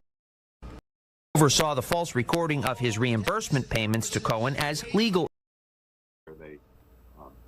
They go, and once the doors are open for the arraignment, you know, there'll be, as I understand it, although no live cameras, there are going to, Judge Merchan has ordered, and this happens generally again in celebrity cases or cases of interest to the public, where he allows photographers into the courtroom, usually 3, 4, or 5 photographers. He will actually allow pictures to be taken, sometimes. Man, with the Assange case, the judge was like, no, absolutely no photographs whatsoever of any kind. Nothing. And what else was it? Well, you guys remember the first day, all these NGOs had been given permission to come, and then like they're at the door and they're denied entry. And then, you know, before moving on to another phase, the question would come up about media coverage. Like, you know, are you going to allow a live feed? Can people take pictures? And it was always like trying to keep this case as you know, like Stasi-like as possible, like, you know, hidden from the public, shady backroom you know. Look, man, I know it's the judge's prerogative. It's their decisions. So, you know, it's not like it's against the law or something. They're not violating the law. But I think with a case of this magnitude, there should be, you know, more, you know, more leniency in it for the media to cover it, no? Anyway, I'm not trying to shit on anybody. I'm just saying that's an important case. And it just made me they were talking about allowing photographers into the courtroom for a few minutes. That's not even a thing in the case that I'm covering. Anyway. So say, okay, the proceedings will stop. Photographers, you have 30 seconds, click away. They'll take their shots, and then they'll be asked to stop, and then the proceedings will occur. So the press will receive that type of limited access, but no TV access. And most defendants do not want television there, and most prosecutors, frankly, generally don't either. So that's what it's going to look like internally as far as access is concerned. Certainly, and that was a live image that everybody was looking at there from New York City, right outside that Manhattan DA's office. In terms of the number of people that are going to be allowed in, I've been told some 60 reporters, and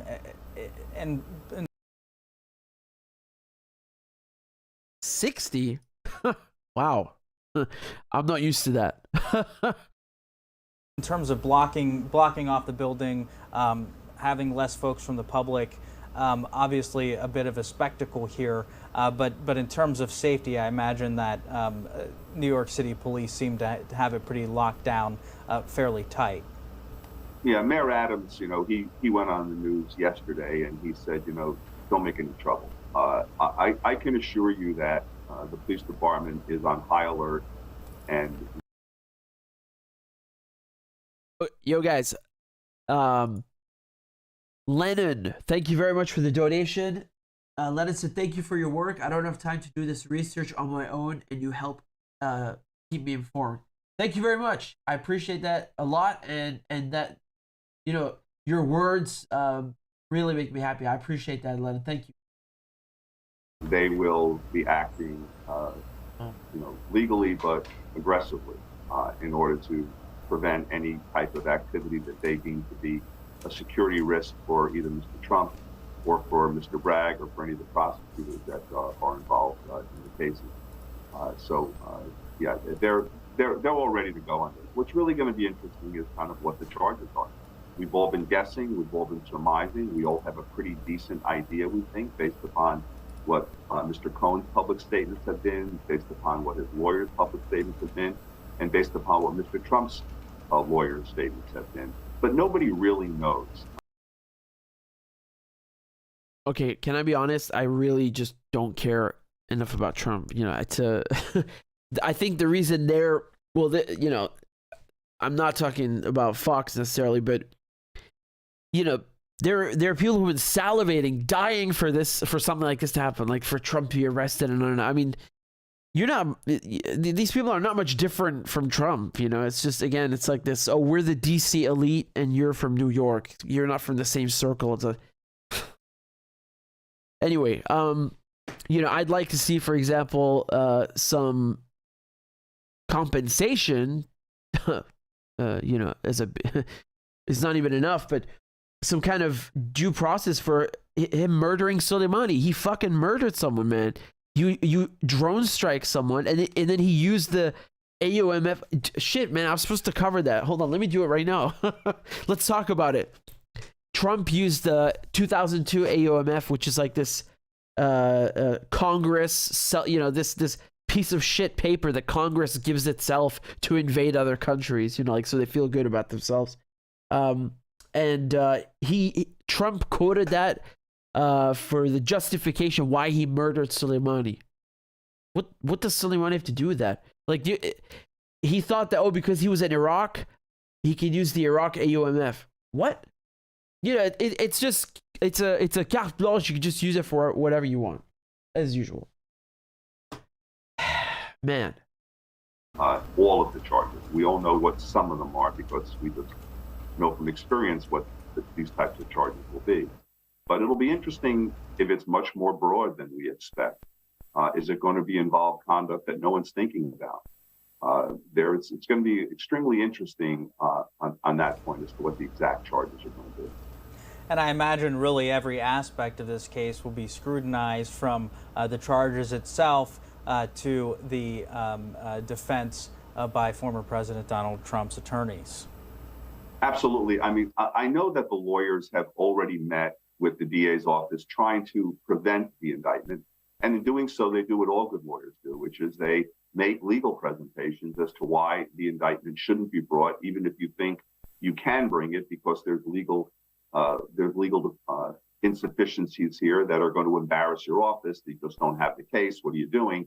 And when I was in the DA's office, I was told by Mr. Morgenthau, who was my boss back then, just because you can bring an indictment doesn't mean that you should bring an indictment. The standard for bringing an indictment is a very low standard. It's essentially 51% of the proof. The burden for convicting a person beyond a reasonable doubt is substantially greater than that. And when I was in the DA's office, and I'm sure these DAs are trying to act similarly, I'm sure they are, is not can I indict, but can I convict? Because to get an indictment and an acquittal is a useless exercise of authority and a waste of time and a waste of money, and humiliating unnecessarily for a defendant who's brought through this rather, ignominious process. So it's going to be just interesting as far as what the DA's office believes they can prove here. Do you think that the potential evidence may hold up in this case?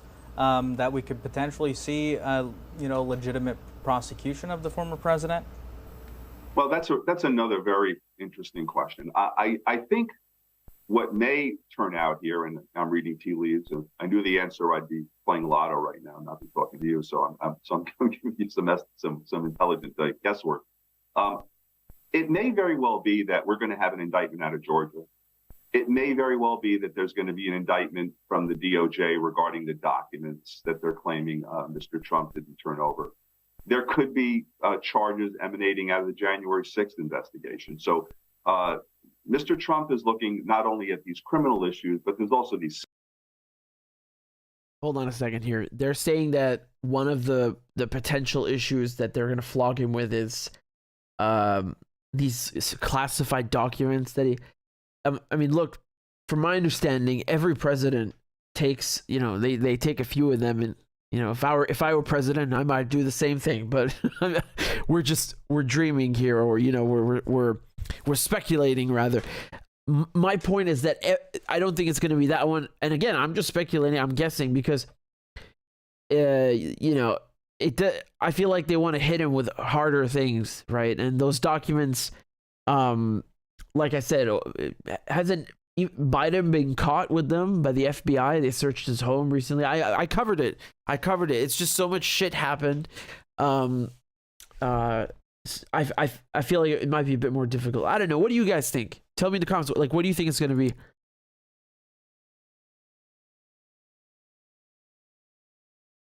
Rob says, time for a nice coffee for Claudia. Okay, fine. 2 coffees. That's very sweet of you, and I will make sure she gets them. Thank you very much. And, well, in any case, I hate to break it to you guys. I'm just not that interested in Trump this evening, especially after everything we covered. Thank you for everything you guys have done, for tuning in, for sharing the videos. And I don't know what number we reached on Patreon, but if you can donate, even if it's $1 a month, please do. It really goes a long way, and independent media depends on these contributions. Thank you, Carolina and Sean, for joining. I owe you a crab dance. Let's go. Clap for that, you stupid bastard. And Corn Pop was a bad dude, and he ran a bunch of bad boys. Listen, fuckhead, you have fucking crossed the line, claiming I'm the enemy. You got that, you goddamn son of a bitch? I don't give a fuck what you think, bitch. Good morning. Sunday morning. Cut that bitch off. Thank you for Iron Dome, which is a technical marvel. والله انتوا كلاب بصراحة يعني. ماشي نشتغل عادي. We lied, we cheated, we stole. China. And you ain't black. There's always the macro, and then there's the micro.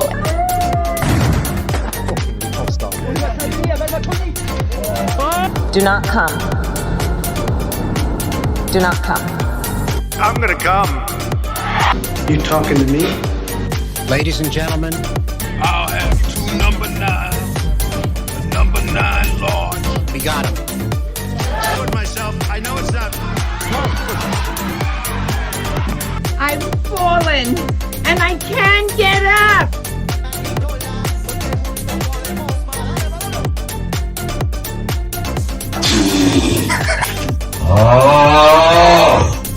Disgusting! Why you texting? Why?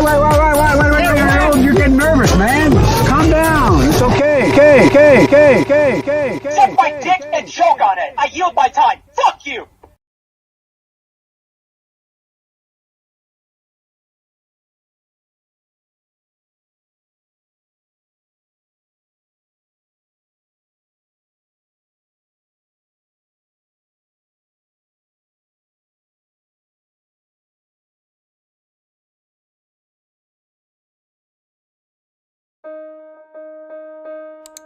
Sweden wanted to join NATO. They broke with their decades-long neutral stance. Turkey was one of the only countries, I think, along with Hungary, that was saying, we're not going to let you in because you need to have consensus, right? You need all the members in NATO to say, okay, you can join.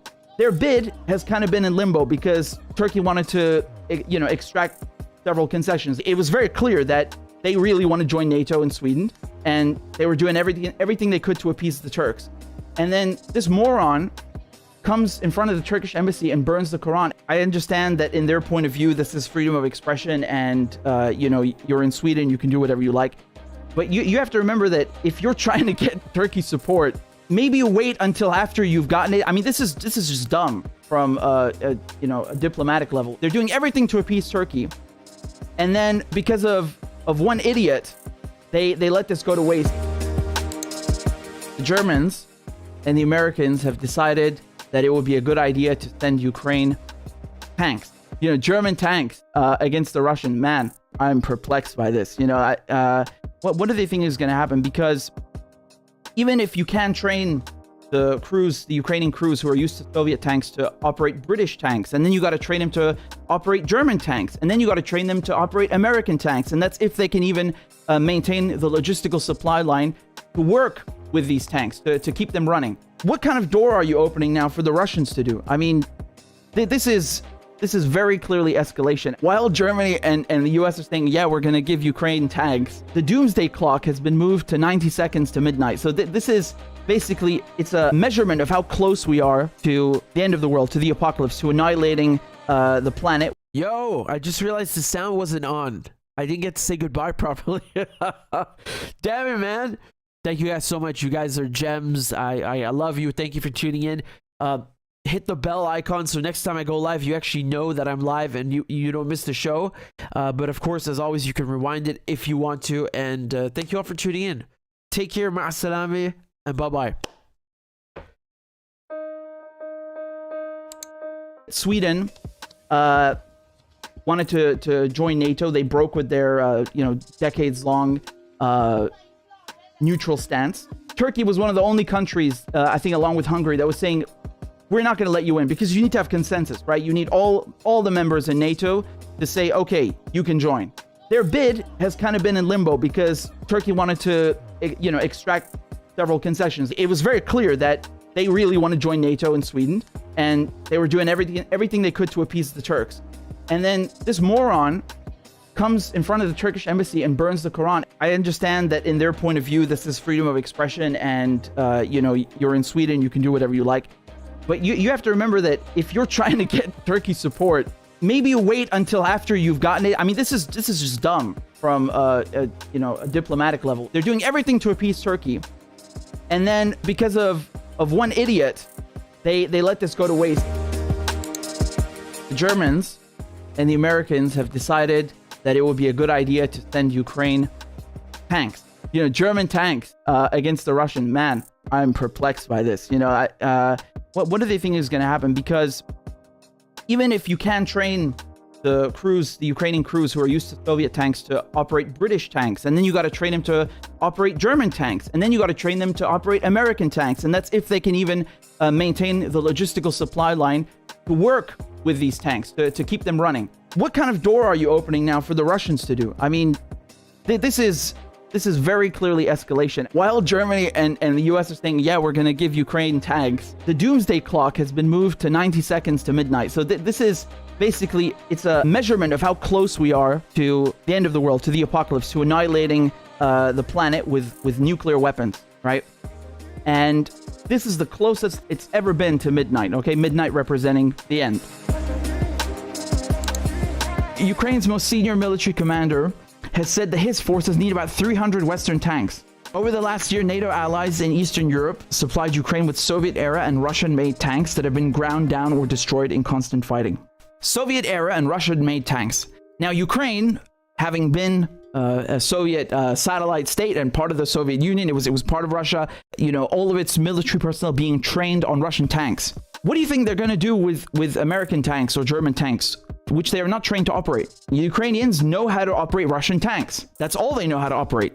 The Ukrainians only use Soviet stuff, right? Until the last couple of years and until now. This is the first major influx of NATO weapons. And again, NATO has been training Ukrainian forces, but Challenger tanks, this is brand new. If they can't even use the tanks that they're trained to use, what makes you so confident they're going to know how to use a Leopard 2 or an M1A2 or a Challenger 2? Man, people train on those things for fucking months and years. Both of these home secretaries, okay, Suella Braverman and Priti Patel, both their parents came to the United Kingdom, and under their own laws as home secretary, they themselves would not have been able to come to the UK, to be born in the UK, and to have a life there. So, like, the hypocrisy is so disgusting, I got what I wanted, I'm okay, I'm secure, I can live in the UK, I'm the home secretary now I'm gonna shut the gates. Now I'm going to screw people that have literally nothing, that are so desperate they're, risking drowning in the Channel or the Mediterranean Sea. People have to resort to risking drowning. They have to resort to, hiding in trucks or swimming across the Channel, if everyone's ever done that, crossing the Channel because of her policies, because she forces people into doing that, right? So you literally have no choice. You have to be in the UK to begin the application. What are people supposed to do? Just teleport, for 5 minutes, write down the form and just get out of the UK? This is ridiculous. She's a liar, just like the one, her predecessor, Priti Patel. Why is Germany reluctant to give the Ukrainians tanks? That's a really tough one. I wonder why. Germany has long refused to send its most potent weapons to countries in conflict, a byproduct of its legacy of starting World War II and World War I. That's horse manure, because Germany does send weapons to countries in war. Saudi Arabia is one of them. So to get around this, the trick that they use is they don't sell the tanks and the ordnance directly to Saudi Arabia. They move it to Italy, and then from Italy they sell it to the Saudis. So they basically just insert a middleman, and that's how they get around this very honorable principle of theirs, which they never abide by. If you go and you look up the Yemen war, I mean, you're going to see weapons from fucking everywhere. The Canadians have been selling weapons and making money. Britain, the US, Australia, everyone. And the Germans are no exception. So I mean, the idea is true, but they fucking send weapons. They goddamn do. They do. Do you see how they move like snakes? Do you see how they move like snakes? They get the media to whisper in your ear, oh, don't go on strike. No, don't strike. It'll cripple the economy.